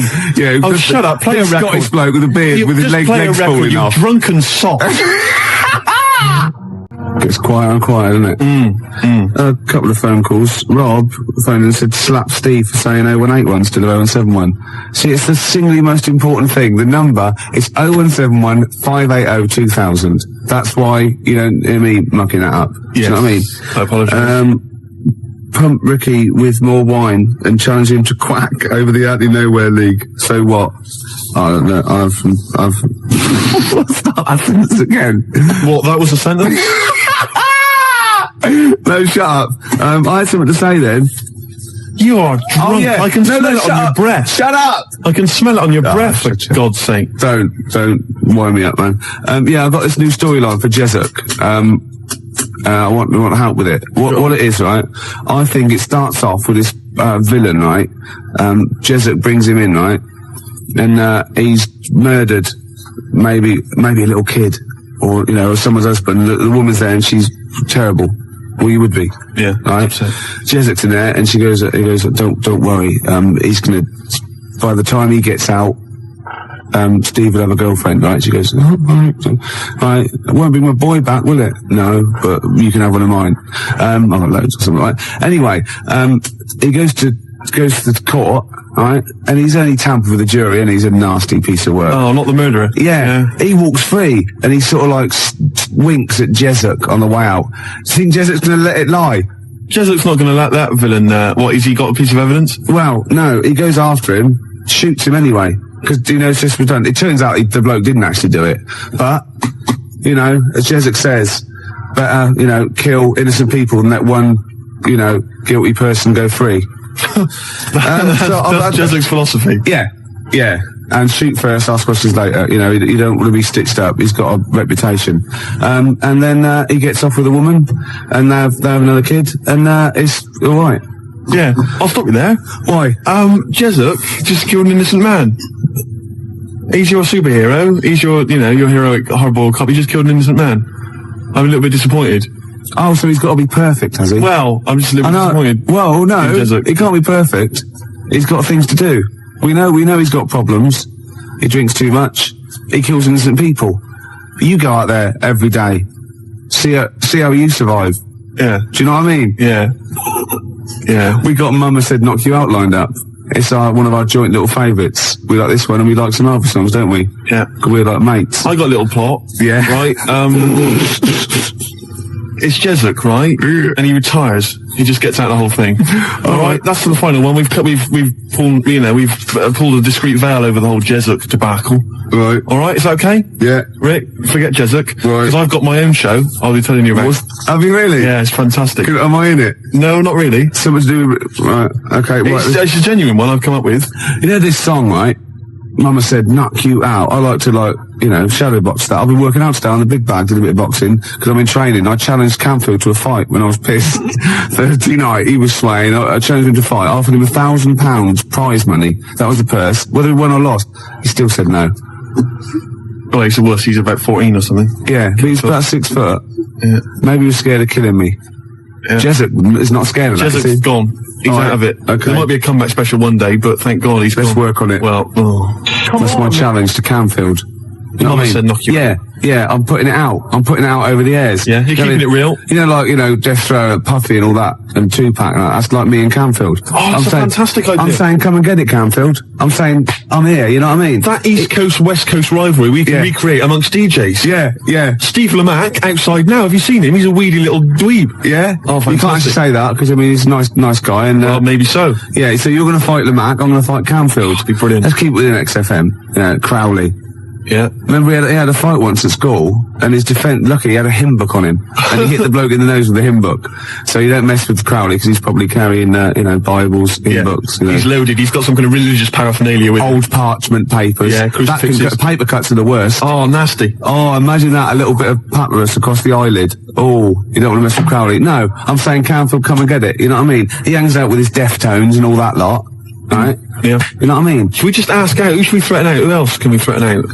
Well, let's not go too mad. Well, what about Henry Rollins? Wow, I've made a mistake. I made an error there. There are a lot of people I could have chosen. Jarvis, for instance. I've gone straight to... A lot of people come before Henry Rollins, don't they? I was a fool. Some British heavyweight boxers, for example. Yeah. You know, I'd rather fight than Henry Rollins. Before we carry on, because I'm going to tell you about my TV idea in a minute, Rick, because this is an idea I've been working on, and it's serious. It's like, Jesuk's got a certain strength, a certain quality, and I think you'll like this as well. But before we do that, I've been sent a picture. The picture's been faxed through. Oh, excellent. And it's a little challenge, as ever. Right. It's make Ricky laugh. If you laugh at the picture I've got here, Rick, then Martin in Crouch End, he wins. I thought we could give him... I like it already, Martin in Crouch End. I thought maybe we could give him the Baby Bird album. Why? Why do you mean it's mine? You haven't got one, so you go on in, Well, I'll give that to him. But anyway, here's a picture. See what you think.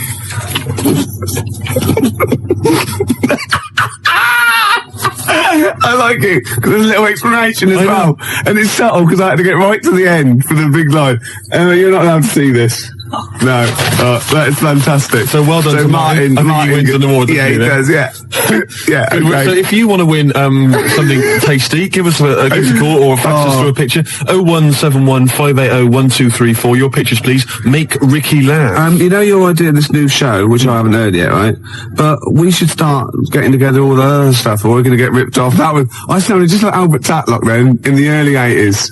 Oh, we should go. I love that fact that you sort of, maybe you've got a sentence, it's got 15 words in. You reckon, well, if I get out an average of 5 coherent words to every 15 that I need to say in a sentence, that'll be enough. God, right. Jam or Isis? Either one, both rubbish. Oh no, come on. They're both good big bands, aren't they? Alright, Gervais, next let's talk about my TV idea. Okay, let's do All Around the World, because it's probably going to be big all around the world, isn't it? Before that, the Jam, All Around the World. Got a fax here from my mate Nick. He's listening. Say hello to him. Say hello to Nick. Hello. Yeah. And apparently he's found a great website about Joey Deacon, so we'll check that one out a little bit. About Joey Deacon? Yeah. Oh, Joey. Yeah.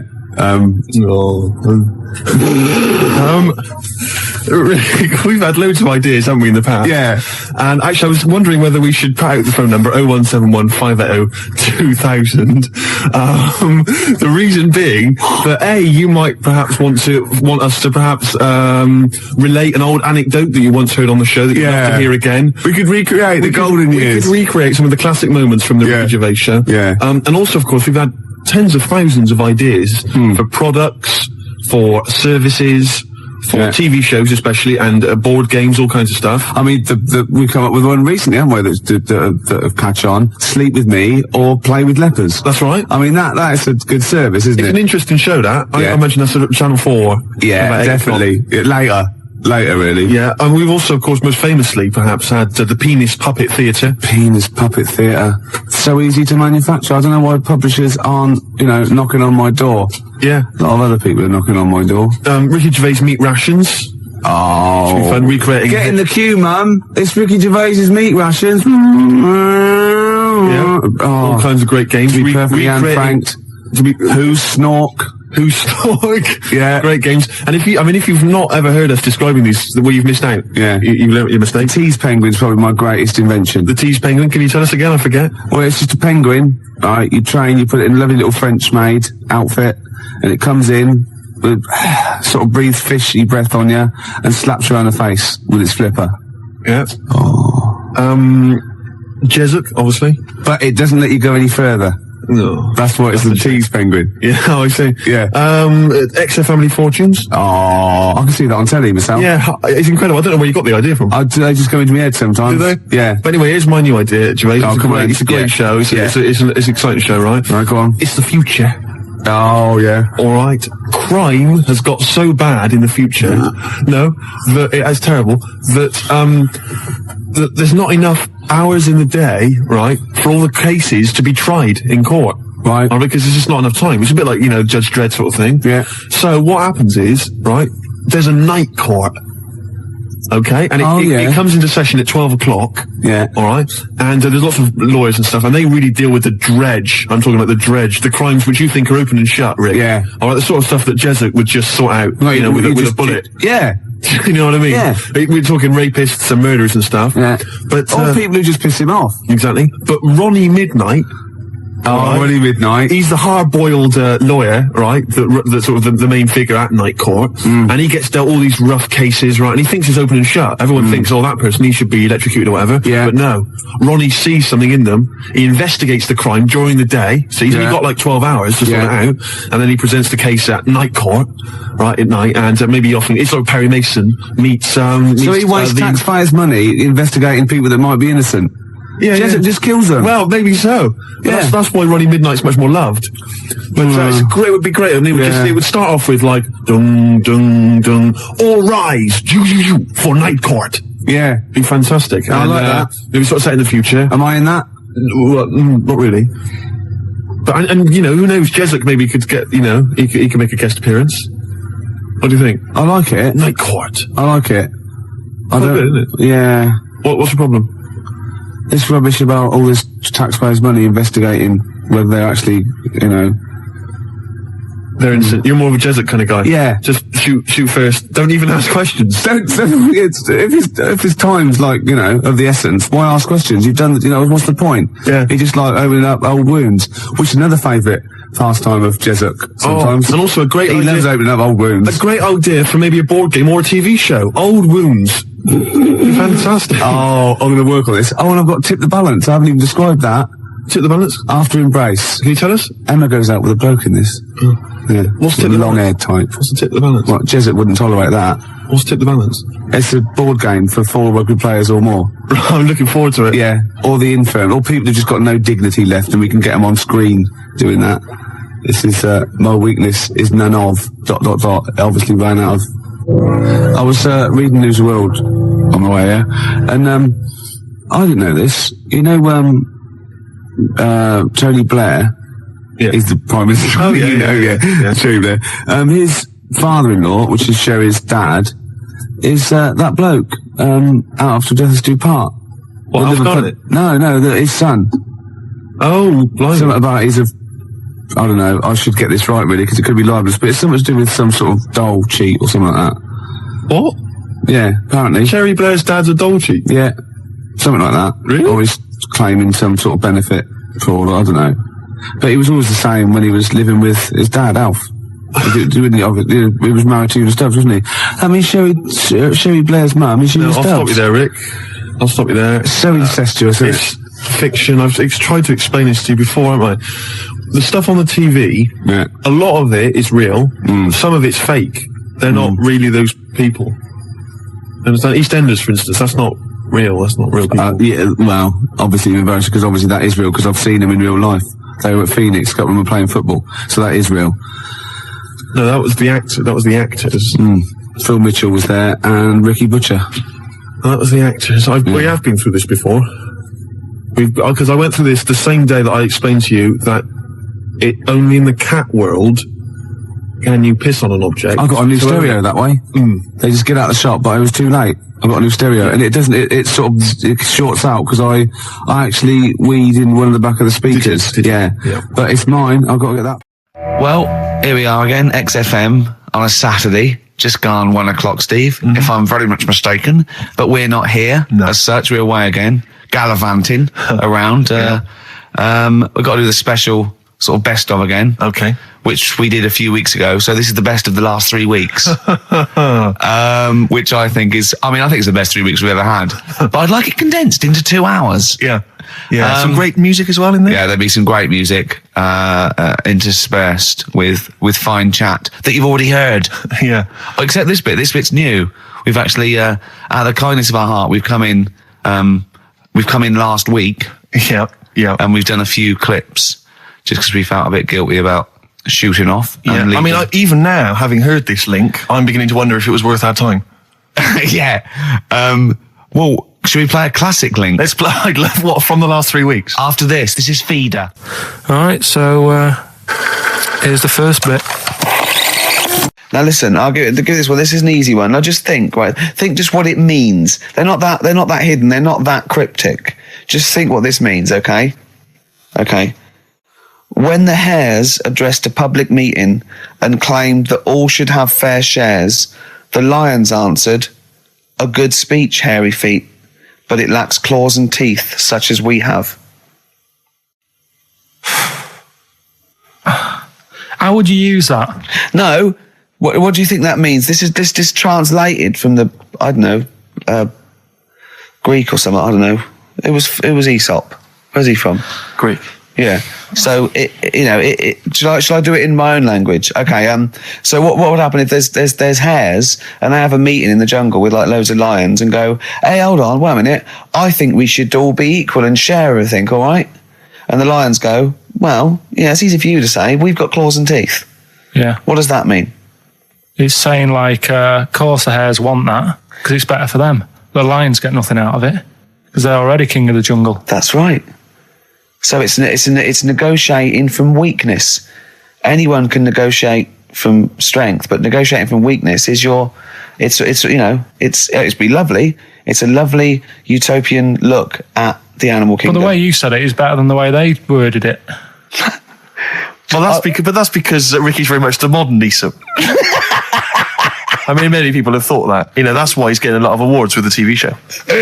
For him, that's a fake. So look, I'll take that home and read ones you like and tell me about the ones you like, ones that click. I don't care if you only come in with like one or two. Go, I'll tell you what, Rick, that's there's one thing that I've learned from that.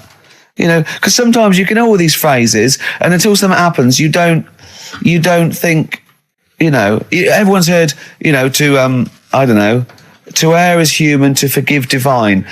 And then something, might happen. Do you go, oh, that's what that means. That's amazing. So, Do you know any, Steve, offhand? What's that? A fable. Well, I would imagine that the most famous one I've always remembered is the lion with the thing in its hoof. Do you remember that? Paw. The lion, yeah, with the spike in its paw, and a smaller animal gets out for it, but it still attacks it anyway. Well, that's life, isn't it? Well, I read one the other day, actually, which was very interesting. It was one that the famous film director Orson Welles said. Oh, yeah. Which he said, apparently there was a bear going across a lake, wading through the lake, and a scorpion said, well, let me go on your back, will you? Come on, just let me go on your back. We'll go across. It'd be brilliant. He goes, well, no, you'll just sting me. You go, don't be stupid. If I sting you, you'll die, and we'll both drown. And he goes, oh, fair enough. Who was doing the stinging? The scorpion. Right, okay. Yeah. And the bear's wading through the water. Yeah. So the scorpion jumps on the back, and they wade through the water, and halfway across, the scorpion stings the bear. And the bear goes, well, we're both going to die now. He goes, yeah, it's my nature. I thought he was going to say, I can swim. Oh, you're the best. What's the one about... Does that mean anything to you? It's my nature, i.e., that's in my nature. That's the way it is. That's what I do. Yeah, I'm a scorpion. Yeah, one of my favourite ones. These don't mean anything to you, do they? I mean, what I'm saying is you're not impressed by them. They're all right. What about this? What about this one? Don't trust bears. Here's one of my favourites. What? He said, well, why not just say, don't trust bears? The bear's the one that was too trustworthy. Don't trust scorpions. Yeah. Right. Here's one of my favourite ones of all time, okay? A lion is dying. It's an old lion. He's in the front of his cave, and all the animals come around, like the foxes and the hyenas and the rabbits, and they're all taking the piss out of him, and they're laughing at him, and they're laughing and going, "You can't fight us now," kind of. And just before he dies, he goes, "Fine, but I was a lion once." What does that mean? Don't know.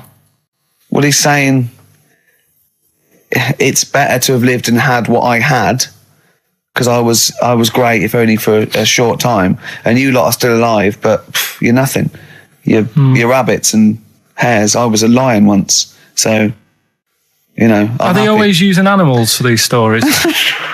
Well, yeah, I could change it to refrigerators and household appliances if it would make it help, but animals, I remember the one about being ill a lot, and you say something about go on.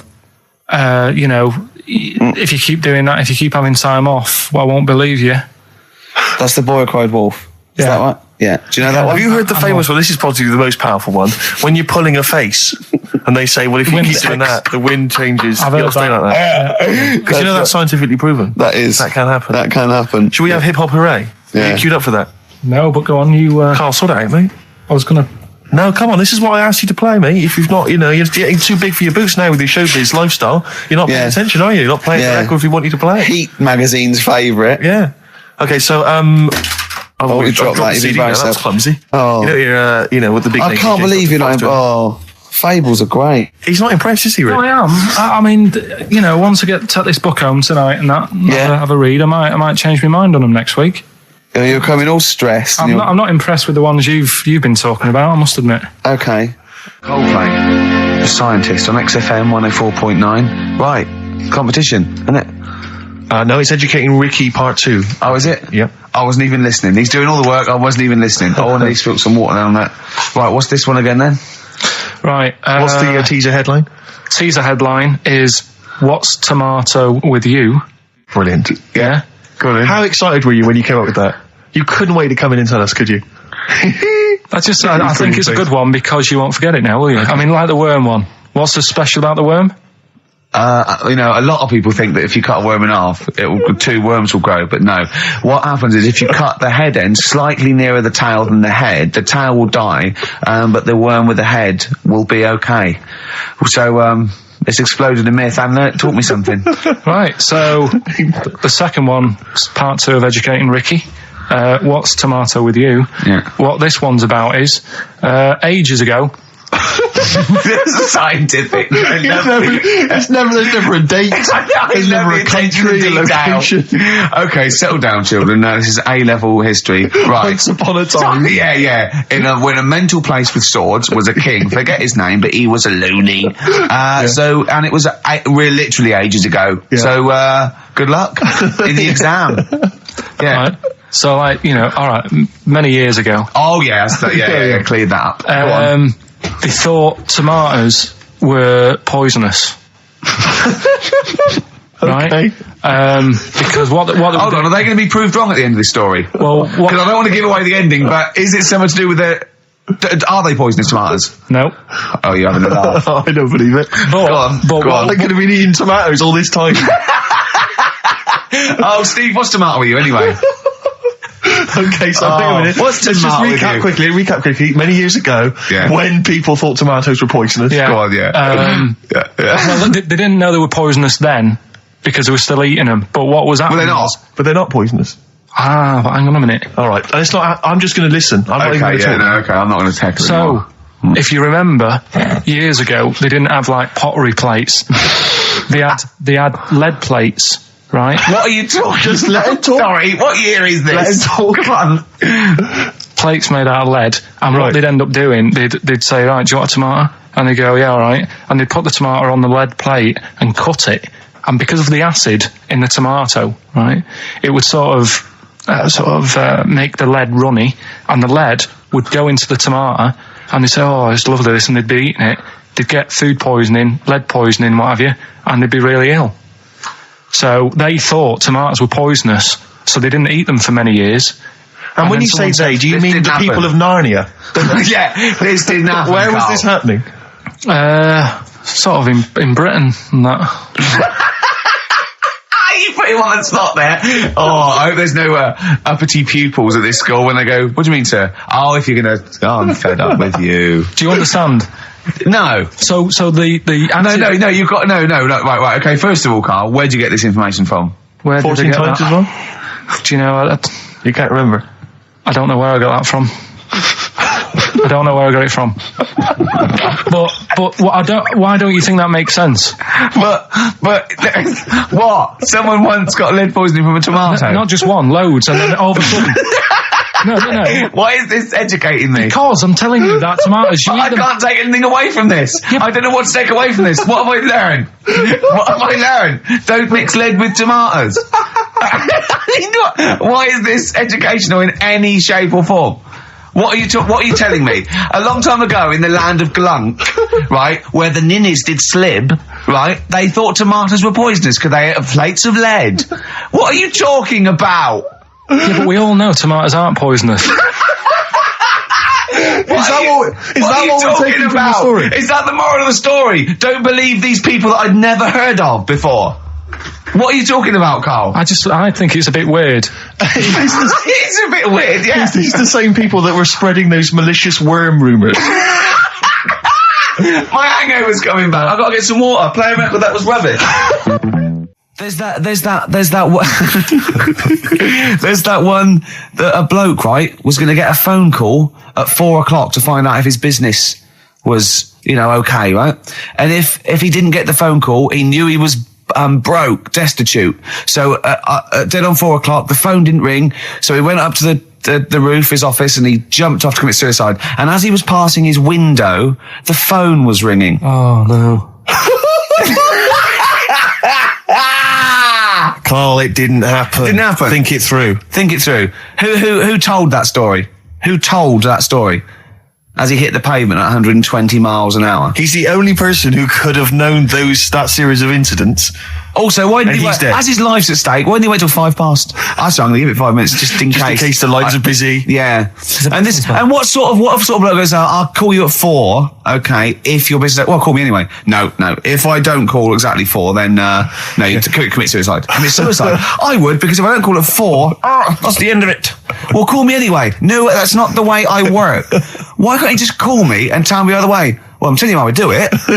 If you're bust, I don't call. Can't you just call to verify in case someone goes wrong? What if it's engaged? It won't be engaged. Just commit suicide at 4, please.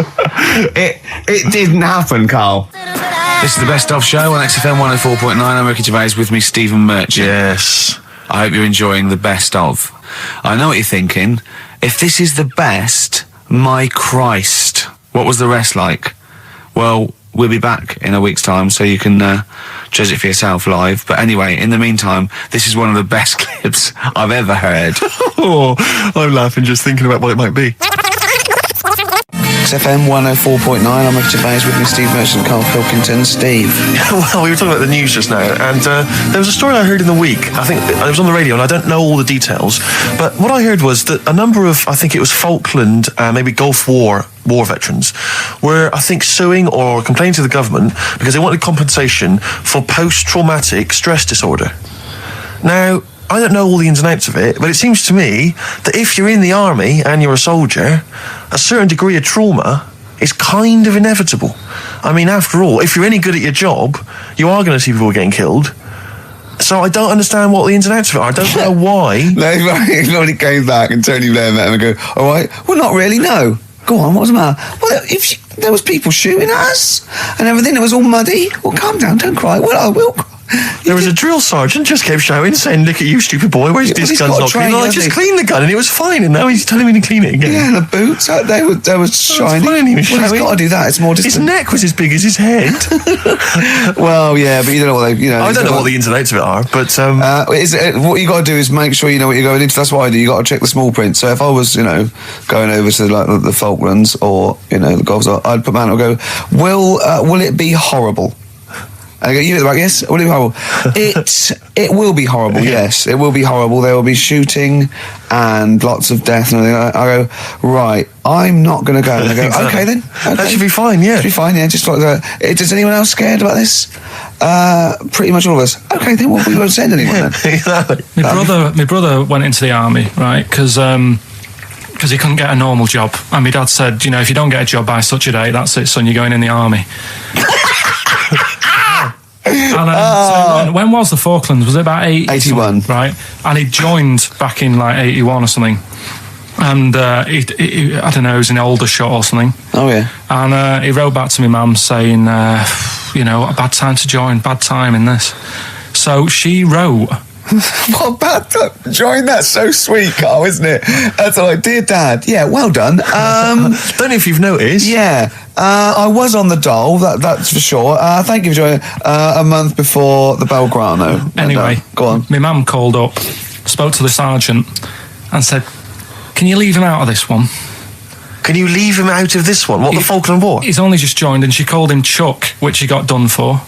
Like, she's one of them, I think it's a northern thing, like saying, how are you, Chuck? Yeah. And she called the sergeant Chuck, and the sergeant said to my brother, your mum, she's called up and asked if you can not go.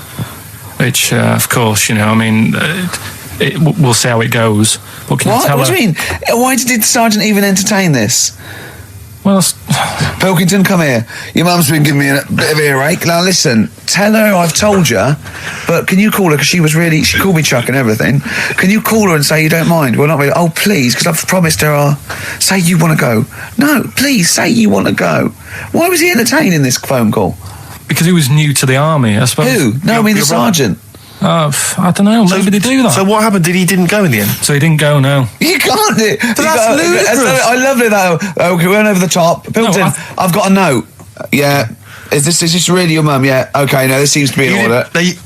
Because I noticed it says, I do not want to go into the army, I don't want to go and fight, and it's crossed out and it's good, mum says don't go. Now, you didn't write this yourself? No, my mum wrote this. Okay, you definitely wrote this yourself. Your excuse. You're going to have to fill envelopes. No, I'm sure if he was needed, he would have had to go, but I think they made a bit of a special effort. They sort of said, oh. Well, it wasn't conscription anyway.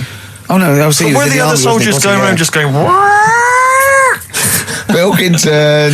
No, he ended up being a mechanic in there, and he got kicked out for going for a packet of fags in a tank. What? Now, wait a minute. Do you mean he nipped down the shops in a tank? Yeah. I don't believe that, Carl. You've Honest made to God, that, and he went off with the sergeant's wife. So that didn't help, and he ended up getting kicked out. Sorry, your brother's a genius. I love this. First of all, he gets a call from his mum, go and let him up, and he goes, oh, God. Then he goes, where's Pilkington? His mum's on the phone. Where is he?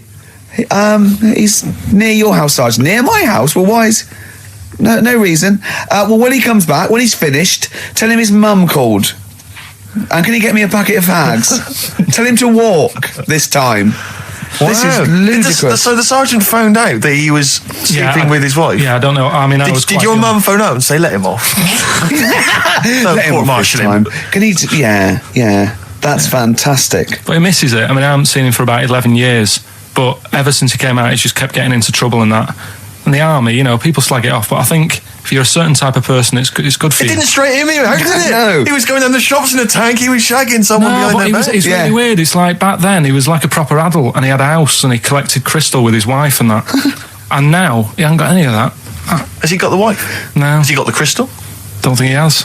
And he hasn't got a house. Seriously, I haven't seen him for about 11 or 12 years. So I haven't even spoken to him. Carl's stories always start off nice and funny, and then they just leave me empty and slightly depressed. I don't know whether to hug him or shoot him, put him out of his misery.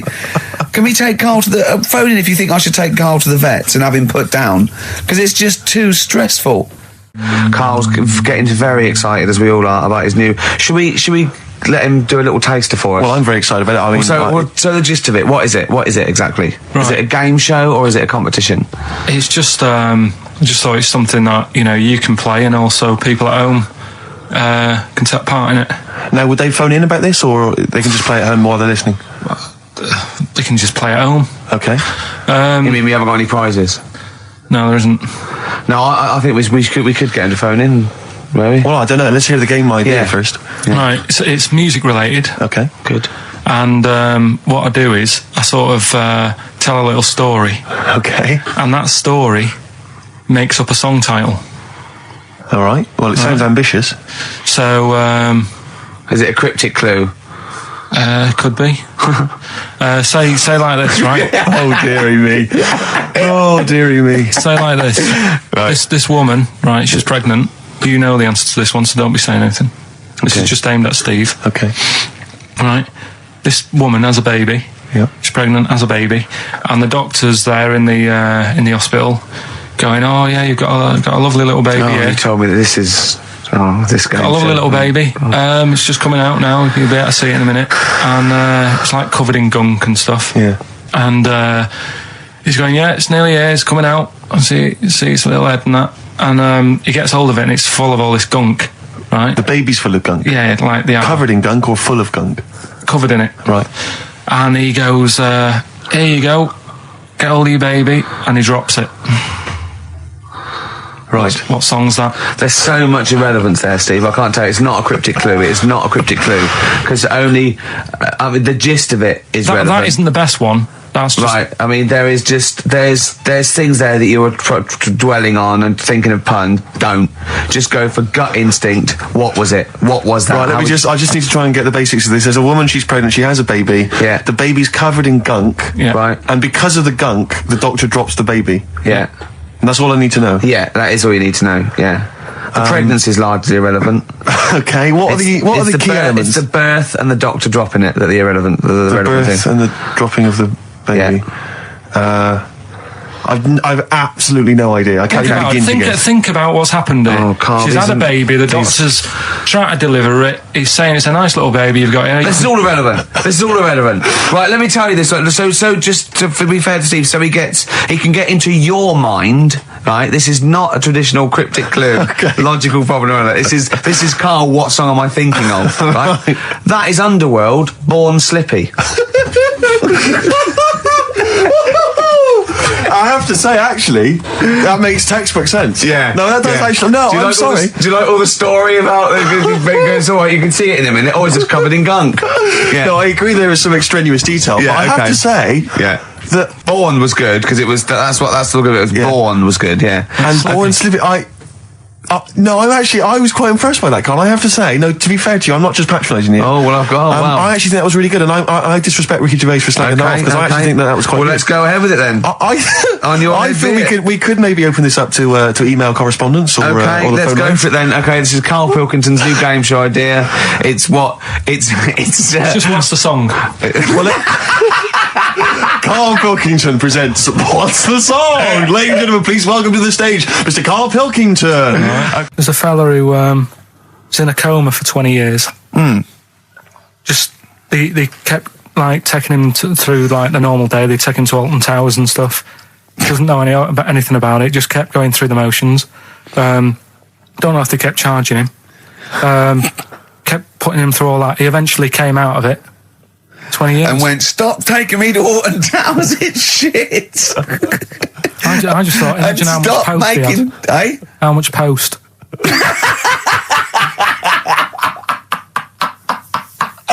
Oh, did you read about that guy in the paper, Carl? He, sorry, on the internet. He in about, I think it was about 1984, 85, he had a terrible car accident. But this must be it. He went into a coma. This must be what he's talking about. Well, they didn't take him to Alton Towers. Of course they didn't. But you've got to try and decipher the truth from the conjecture, from the thing that I mean, don't forget, Carl realises that he's had a dream. He talks to Susanna and goes, that was good, wasn't it, last night we were in the plane? She goes, no, that's a dream. He goes, oh yeah, where's my cornflakes? You got to, you know what I mean? I can now decipher what he's actually seen, what he's read. Well, go on, what did you... Well, I'm assuming it's the same guy. It is the same guy. It was a guy in some small American town, and he'd had a car crash and he'd gone into a coma, and his wife had left him. She'd gone on with her life because he'd been in a coma since then, and he had just woken up recently. Marriage wasn't working. Marriage wasn't working. He just wasn't paying enough attention. She was pregnant at the time, and so now his daughter is basically the same age as he was when he went into the coma, and he's just started coming around. He's just started making jokes. They said, how do you feel? He said horny, which I thought was quite witty for a man who'd been in a coma for however many years. But anyway, so he's slowly trying to rebuild what life he can. That's what do you make of that though? Because the thing is that he's missed. Imagine what he's missed, Carl. Imagine the music that he's missed. The Live TV Aid. programs. Missed Live Aid. Live Aid. He missed Phil Collins playing in 2 continents in one day. Frankly, I'd be devastated if I discovered that. Missed Bros. Yeah. Yeah, so he doesn't. So he put on ripped jeans and they go passe. They just have to send him a series of those I Love 1986 programs with Kate Thornton filling him in on what he's missed. Exactly. Peter Kay reminding him of space operas. Yeah, he remembers those. Talking rubbish. Yeah. So extraordinary though, isn't it, Carl, to think? No, obviously. So had he aged much? Because he hadn't had any problems or anything, no worries. Well, he probably wouldn't have, physiologically, he probably wouldn't have the wear and tear of a 43-year-old man. Because he wouldn't have had sun, he wouldn't have had sort of nicotine, beer. Unless they were just feeding that to him. Anyway, still. Yeah. So you'd feel groggy though, wouldn't you?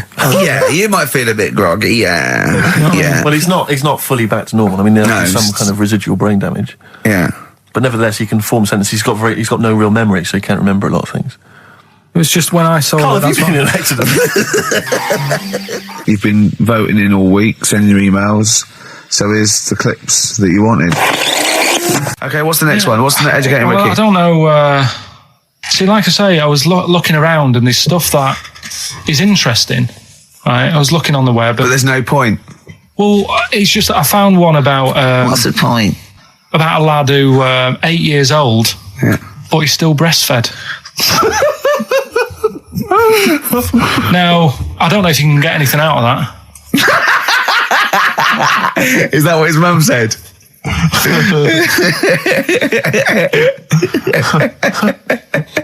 What do you mean? I don't know if I can get anything out of that. You don't need to. No, it's just that. Where did you read that? That was on the internet. Oh, well, yeah. You're always unspecific when you mention it. It's just it was on the internet. Well, I'm trying to think what I put in. I think I put in Y to see if I'd confuse the computer.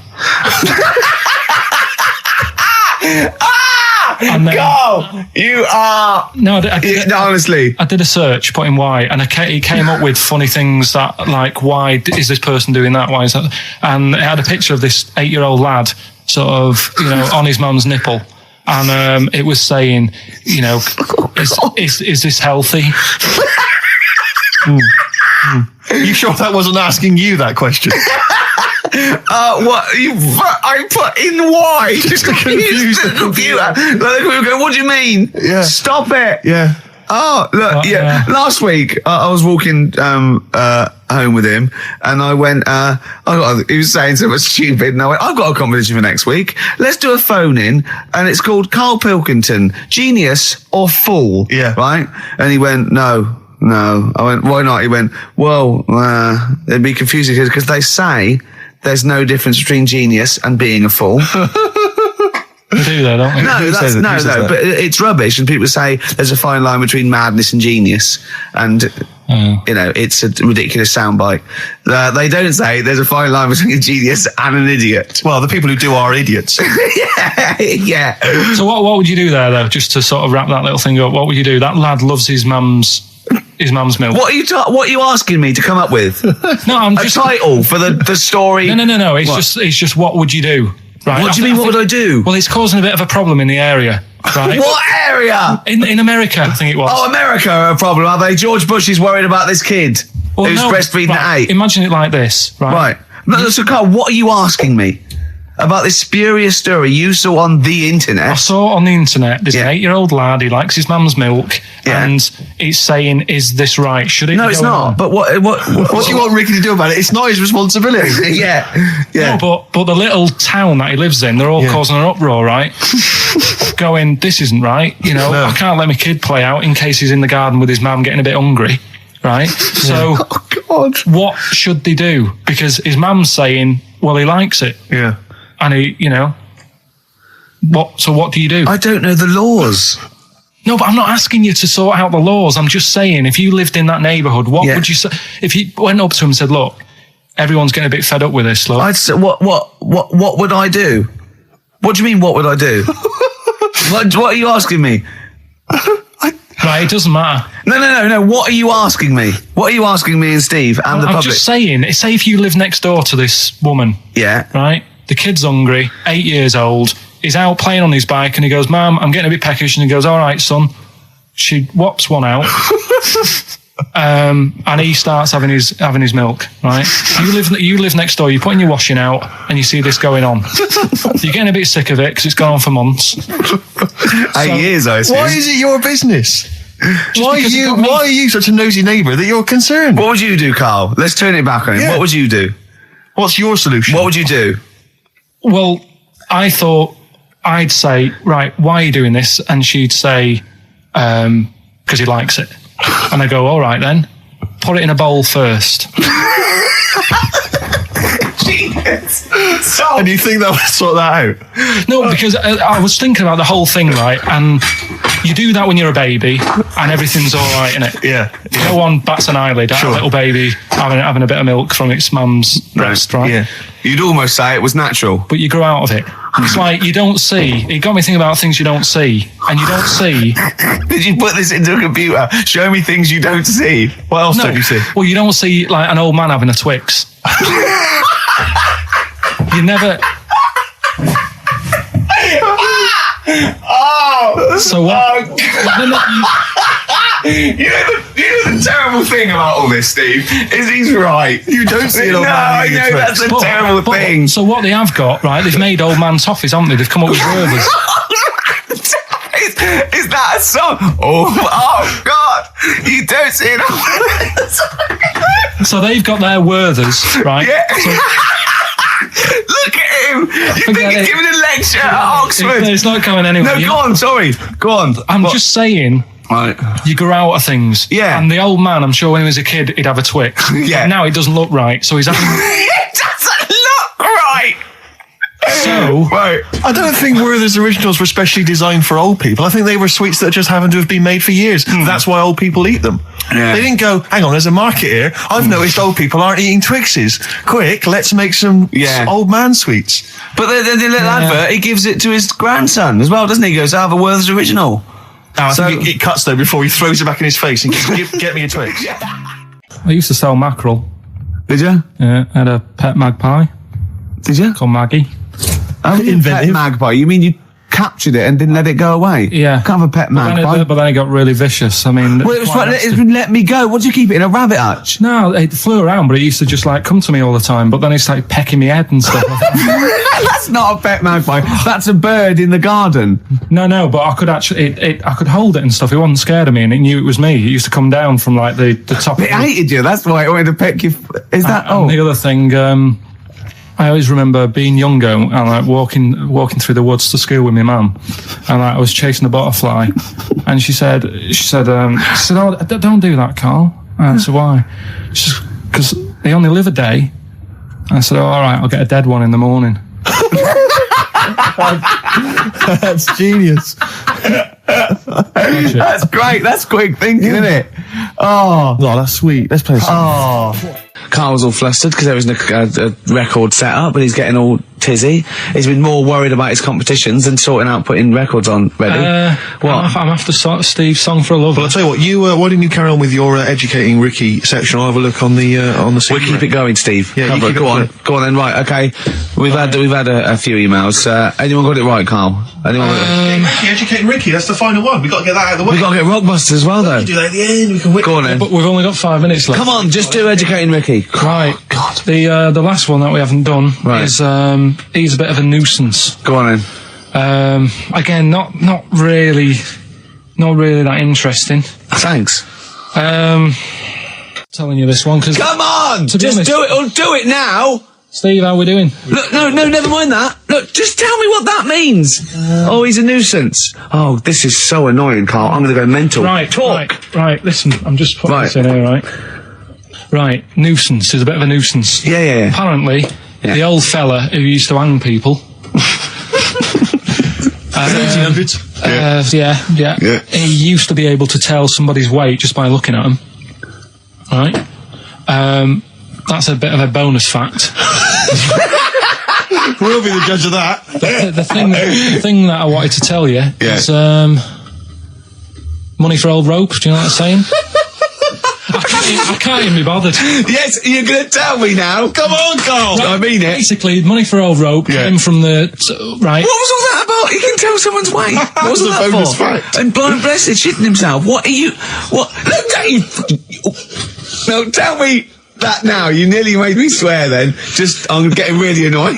I'm getting really annoyed now. Tell me this back, Carl, or I'm going to go mental. Come on, Carl. Time's running out. More that people years ago, when people used to be hung, right? Right. If you didn't like the person who's been hung, you'd go, God, I really don't like him. And so you never forget the time. Because if they're being hung, we take that as read. Yeah. So they never forget afterwards to get the hangman to get the rope and to cut it up into little pieces, and he'd sell them. He'd sell the little pieces of rope to people. See, Carl, that's the most interesting thing, if it's true, that you've come up with. Right, okay. And so so they sell the rope? They sell the rope, and it's money for old rope. Money for old rope? Meaning, like, God, it's easy to make money, that all they have to do is cut it up and sell it.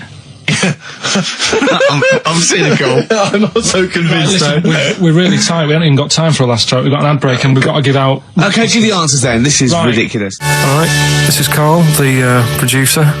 of Ricky Gervais and Stephen Merchant on XFM 104.9. We're playing out some of the best bits. Hope you're enjoying it. Here's another one. I've got that feature Educating Ricky, which is a bit of a play on words as well. Right. Do you know the film, Steve? Educating Rita. Yeah. I see what you've done. Go on. I'm doing that, and I teach Ricky stuff. What do you teach me, Carl? Well, I've got a few different topics. Go on. Do you know, like how you taught me about Hitler and Che Guevara and Winston Churchill? Mm-hmm. I'm going to come in with topics every week, and this week I've got ghosts. No, hanging bacon is one of the topics. Say that again. Hanging bacon. Hanging bacon. All the titles. Francis Bacon. No, all the titles are sort of named to sort of tease you and get you more interested in it. Hanging bacon. Well, you've certainly intrigued. Go on. What's another title one? Hairy Chinese kid. I'm going to go for that one. If there was a university degree with that title. Yeah, no, I'm going to go for hairy Chinese kid, And I think. the final one, Yeah. Alien gives man a beard. Right. Alien gives man a beard. I am going to first. Right, listen, Carl, you've got to tell me. Right, first, right, let's do it in reverse. No, we're not going to do it now anyway. What do you mean? We've got to do it now. I mean, this is the first interesting thing you've said in an hour. Okay, the listeners have just been subjected to rubbish and mistakes and everything for the last 6 months. Please, we've got to do Alien gives man a beard. What is that? Tell us that. Right. Sorry, this is just you telling me something, is it? This feature is you telling me something. I'm teaching you something. Educating Ricky. Huh? So are we playing it now? We're already into this feature. Well into this feature, are we? Yeah, I suppose we are, yeah. Should there not be a jingle or something? Yeah, can we have a jingle? There's no point, because look, I come up with ideas and you dismiss them straight away, so I'm not wasting my time making stuff. Right. If you don't like well, okay, it. let's play Educating Ricky. Right. Brilliant. Go. Right. So- Ding-a-ling-a-ling-a-ling-a-ling. Educating Ricky. Right, what are we going for then? Hanging the bacon, hairy Chinese kid, Alien gives man a beard. I think Alien gives man a beard. I'd like all to the do time. that. Right, there's this fella, I think it happened in America, and he saw a bright light in the sky. And God, if you're bored. and he stood there. This is a true story, is it? Yeah. He stood there Yes, of course it isn't, Steve. and he saw this bright light and it came closer and closer and it was a UFO, right? Yep. And he looked at it and it disappeared, right? And he gets back in his car He looks in the mirror. and he looks in the mirror. Yep. He's only got a beard. He hasn't. You sure it wasn't someone else who got in the car and he was still standing out there? Right? What? And it turned out Yeah. he got home and said to his wife or his girlfriend, it's a bit weird. So I just got out of the car to look at a bright light, and I got back in the car and I grew a beard, and she said, never mind your beard, where have you been for 3 days? And what had happened is... He passed out because he was pissed. No. The UFO had taken him for 3 days. Yeah. But he'd only thought that he'd only looked at it and it went away. Yeah. But what had happened is he yeah. took him and Yeah. he grew a beard because he hasn't had a shave. Right, okay. I mean, was Will Smith or Tommy Lee Jones anything to do with this at all? Did you see this on a video maybe and thought it was an educational film? No, it's from a book that some kind person sent in to me. Here. Can I just ask again? Just again. I'm just throwing this right back at you. Do you think there's any other possible answer here? Right? A man is absent for 3 days from home. He's the grown a length beard. of time that it could take to grow a beard, lest we forget. What if he hadn't actually seen a bright light in the sky? What if he was lying? been What if he drunk? was lying? He got knocked unconscious. He'd had a car crash. Just any lying. number of other No, things. just lying. Or he was just lying. Yeah, he'd been on a bender, getting pissed for 3 days and that with was his an mates. excuse to his wife. And they went, Dennis, what are you going to tell your wife? Well, wait a minute. Wait a minute. You're not going to believe I was out with you, lads. Just say you're only away for a minute. No, I wasn't away from it because of the beard. Oh yeah, look, it looks like you've been out for 3 days. Well, we have. That's Exactly. right. Okay, we've got to cover that then. Alien abduction. Great one. Okay, let's try that. Do you see? That's a little scenario there that could have been played. So when you say educating Ricky, what have I learnt from this? Never listen to you again. That's all I've learnt so far. Never listen to you. Yeah, we'll add a little bit more in here, right? To Well, spice this no. up. What do you mean? Add a little bit more. We'll add a bit more to this. What I'm educating you about. Go on. Right. There's only a law in America that says if you touch a UFO, you're going to get done. Now, why would they make a rule I don't know that. Do you know, like, all their rules have a code? Carl, I genuinely do not know what you're talking about. Right. Do you know, like, how here they might have... Do you know? I have no idea. Right. Okay. Do you know, like, over here? I'm listening to Capital and these headphones. I got Foxy on yesterday. Right, let's bin that. No way, it's great. No, I want to hear about Airy Chinese Kid. Let's play a tune. And Okay, play a tune. Come back with Airy Chinese Kid, definitely. Some doors. Yeah, I just thought I'd go back, take it back to the 60s. This is a tune that a friend of mine sent If me. you touch UFO, you get done. Soul Kitchen from the Doors. Shambles today, this. We talked about it before. Do you know the little mouse that had an ear on its back? Yeah. Sure. Right. Well, you thought he had a bad time, right? Listen to this one. Mouse walking about with us sort of wearing a monkey's testicle. They're just having a laugh. This is what I mean about a lot of scientists. What are they doing? When's that going to come in handy? I don't know what you mean. Well, they were seeing if, say if a fella loses one, right? Yeah. Hitler or whatever. And they go, well, don't worry about it. We can sort you out. I don't know what the monkey's going to do. I don't know if they keep passing them on or whatever. But the actual monkey testicle was put on the mouse. And it worked. It worked for the mouse. But isn't it... I mean, isn't a monkey's testicle quite large in relation to a mouse? Would it not look like the mouse was on a space hopper or something? Oh, yeah, it didn't look good. Well, they didn't put it where its testicles would be. No, they did. They put it... Well, how could it walk then? The ear was on his back, so he could just get about. Well, I don't know. But you don't know, do you? You just guessed. Did they grow the monkey's testicles where the mouse testicles would... Well, it looked would... stupid anywhere else, though, wouldn't it? Oh, whereas a mouse with monkey testicles, that's fine. Oh, you'd be showing off. You'd be all right. I'd prefer that than the ear. When that mouse gets put back in with the other mice, do the other mice go, George, you look different. Have you had anything done? But the weird thing is, as well, apparently it still works as a monkey. What? So, like, what are you talking about? Like the sperm and that was it was still sort of monkey. Of course sperm. it was. What are you talking about? Well, that's weird. But what, Carl? What? But what? It's only a thing to give it nutrients. That's all the thing they're testing. It's like grafting at that level. Right. What's your question? Because I'm right. What do you think? It would change eventually. It would have changed into a mouse testicle because it had been hanging around a mouse for so long. No, I thought the actual sperm of it though would be a mouse's. Why?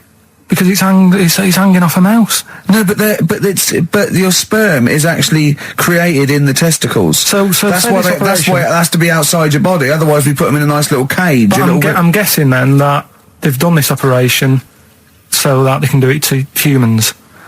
Yeah. Why would I want a monkey testicle if my kids are going to be monkeys? What use is it? No, think. That's no. That's going to happen anyway, Carl. Yeah, but think of what you're saying. They've grown a monkey testicle on a mouse to see if it would still function as a monkey's testicle, okay? So they can do that to humans. So think, Carl. What they'd do is they'd grow a human testicle on a mouse and it could still be used as a human testicle. So what? To give you a testicle that you've lost. From a mouse? No, from another person who it was kept alive on a mouse. Because it's kept the nutrients alive, as opposed to keeping it deep freeze. Maybe bollocks go off after a week. I don't know. Maybe they get accidents. He had a little a card. Do you donate your testicles? Yeah, I'll tell you what. No one needs testicles yet. Let's keep them on a mouse. You have yours ripped off in some sort of bizarre skiing accident. You go, well, you're in a Battersea dog town. You pick the ones you want. They can grow them on anything. They can grow them on a Dachshund. Bulldogs are growing them usually, that's where you see a bulldog. Usually that's waiting for an operator. What don't you understand, Carl? Hang on a minute. I thought this was knob news, not testicle time. I don't understand what... Yeah, this testicle time's not for another 10 minutes. Yeah. No, it's all sort of linked and that, though, isn't it? Well, sometimes it's linked to a mouse. But what do you think about, like, I don't know, testing stuff out like that? Is it worth it? Could you not just go straight from... But listen, Carl, I'm getting this information from you. No, if this was on Question Time and someone said there were, Dimbleby and Paxman or whatever said it, I'd think about it as a moral dilemma. You've just said you saw a mouse with a monkey testicle. What do you think of that? I don't think anything of it. I don't think anything of it is the answer, Carl, because I can't trust the info. I cannot trust anything that comes out of your mouth. Well, it's true, but it's just all this. It's the same thing, and it's the leeches in a blender. It's the fella looking at an electron. Yeah. It's the mouse with an ear on its back. Yeah. I don't know what the point is. But you don't read on. Because I've seen you read something and you're going, look at that. Man survives on eating knee. And I go, what else? You go, "Yeah, I didn't read on. I didn't read on." You look at the mouse with the ear on the back, and you just think that must be murder at a concert. You don't think. You don't think. No, anything I else. just You don't think, read on. is it worth sort of wasting all the... You think he swallowed someone's ear? He gnawed it away and swallowed it, and it's just in his system. Yeah. No, I just get a bit sad about the mice and that. I agree. I mean, that is sad, yeah. Of course, anything like that. Travis on XFM 104.9 on Ricky Gervais with me, Steve Merchant and Karl Pilkington. We're doing Educating Ricky. Right, final one. Come on, Karl. Right, what was it? It was, why don't they just get a diary or some paper or something to write on? Yeah. Yeah. Because snappy. I couldn't think of a heading for it. It's basically, Go on. people who have tattoos, I've never understood it, right? That they have something put on their arm. Well, sorry, have we started the educate? Is this part of it? Are you educating me? This is something that will be useful in my life that I didn't know about. Yeah. Go on then. No, it's just that they've got a machine out, right, that does tattoos. Tattoos. You come up with a design you want, and you sort of this machine scans it, and you put your arm in this thing, and you press print or whatever, and then it does the tattoo on your hand or on your arm. Like loads of little needles that follow a pattern? Yeah, the computer, basically, yeah. Is it a real tattoo? It's a proper proper one. The fella said, well, as long as it goes out, it pierces the skin with a I just wondered if it's one of those kind of, those kind of... No, it must be lots of little needles or a moving needle that can go along. But how is this cleaned, like, in between each person? Don't know, probably, I don't know. Well, no, it's only that if it's one needle, it's just the head, isn't it? If it's one needle that moves, does it like loads of little... What are we gaining from a machine doing it? Just because they're going to sort of mess it up. But hold on, how do you keep your arm still? Because your skin moves slightly. It's a machine. It's sort of strapped to your arm. Right, so it's spread. the fella said that the tricky thing was in all this, it was the fact that nobody would let him test it out on anyone else, so he had to do it himself. But did it work? Because the thing is with a tattoo artist, they can see when your skin's moved and they can see what they've done and they keep wiping it and looking, whereas a machine's just got to trust itself. Yeah. So I think one needle could go wrong. If it was a lot of needles that it just came down, like 1,000 needles, that was an imprint. Yeah. But obviously I'm asking someone who hasn't delved any further than there's a machine that can give you a tattoo. That's all you've got at the moment, isn't it? Well, basically. That's all you've got? I mean, that's what I've got, because I'm not a fan of tattoos. I don't... But where did you read this again? This was... Internet? This was on the internet, yeah, it was, yeah. Okay. And I just don't understand why people do it. That's what got me attention. Because me... Sorry, what have I learned from this? That if you wanted to get one, you can get one done by a machine now. People say machines are sort of taking over and that, and there's another one. But it's just the fact. I mean, I don't know. So give us the snappy title of this education again. Why don't they just get a diary or some paper or something to write it on? That's what I always think when I see people with loads of tattoos. Like there's that fella who we were talking about the other week in Scotland who was covered 99% in tattoos. It's just like, what have you done that for? Yeah. Do you know what I mean? You can't get rid of it now. You've done it now. Yeah.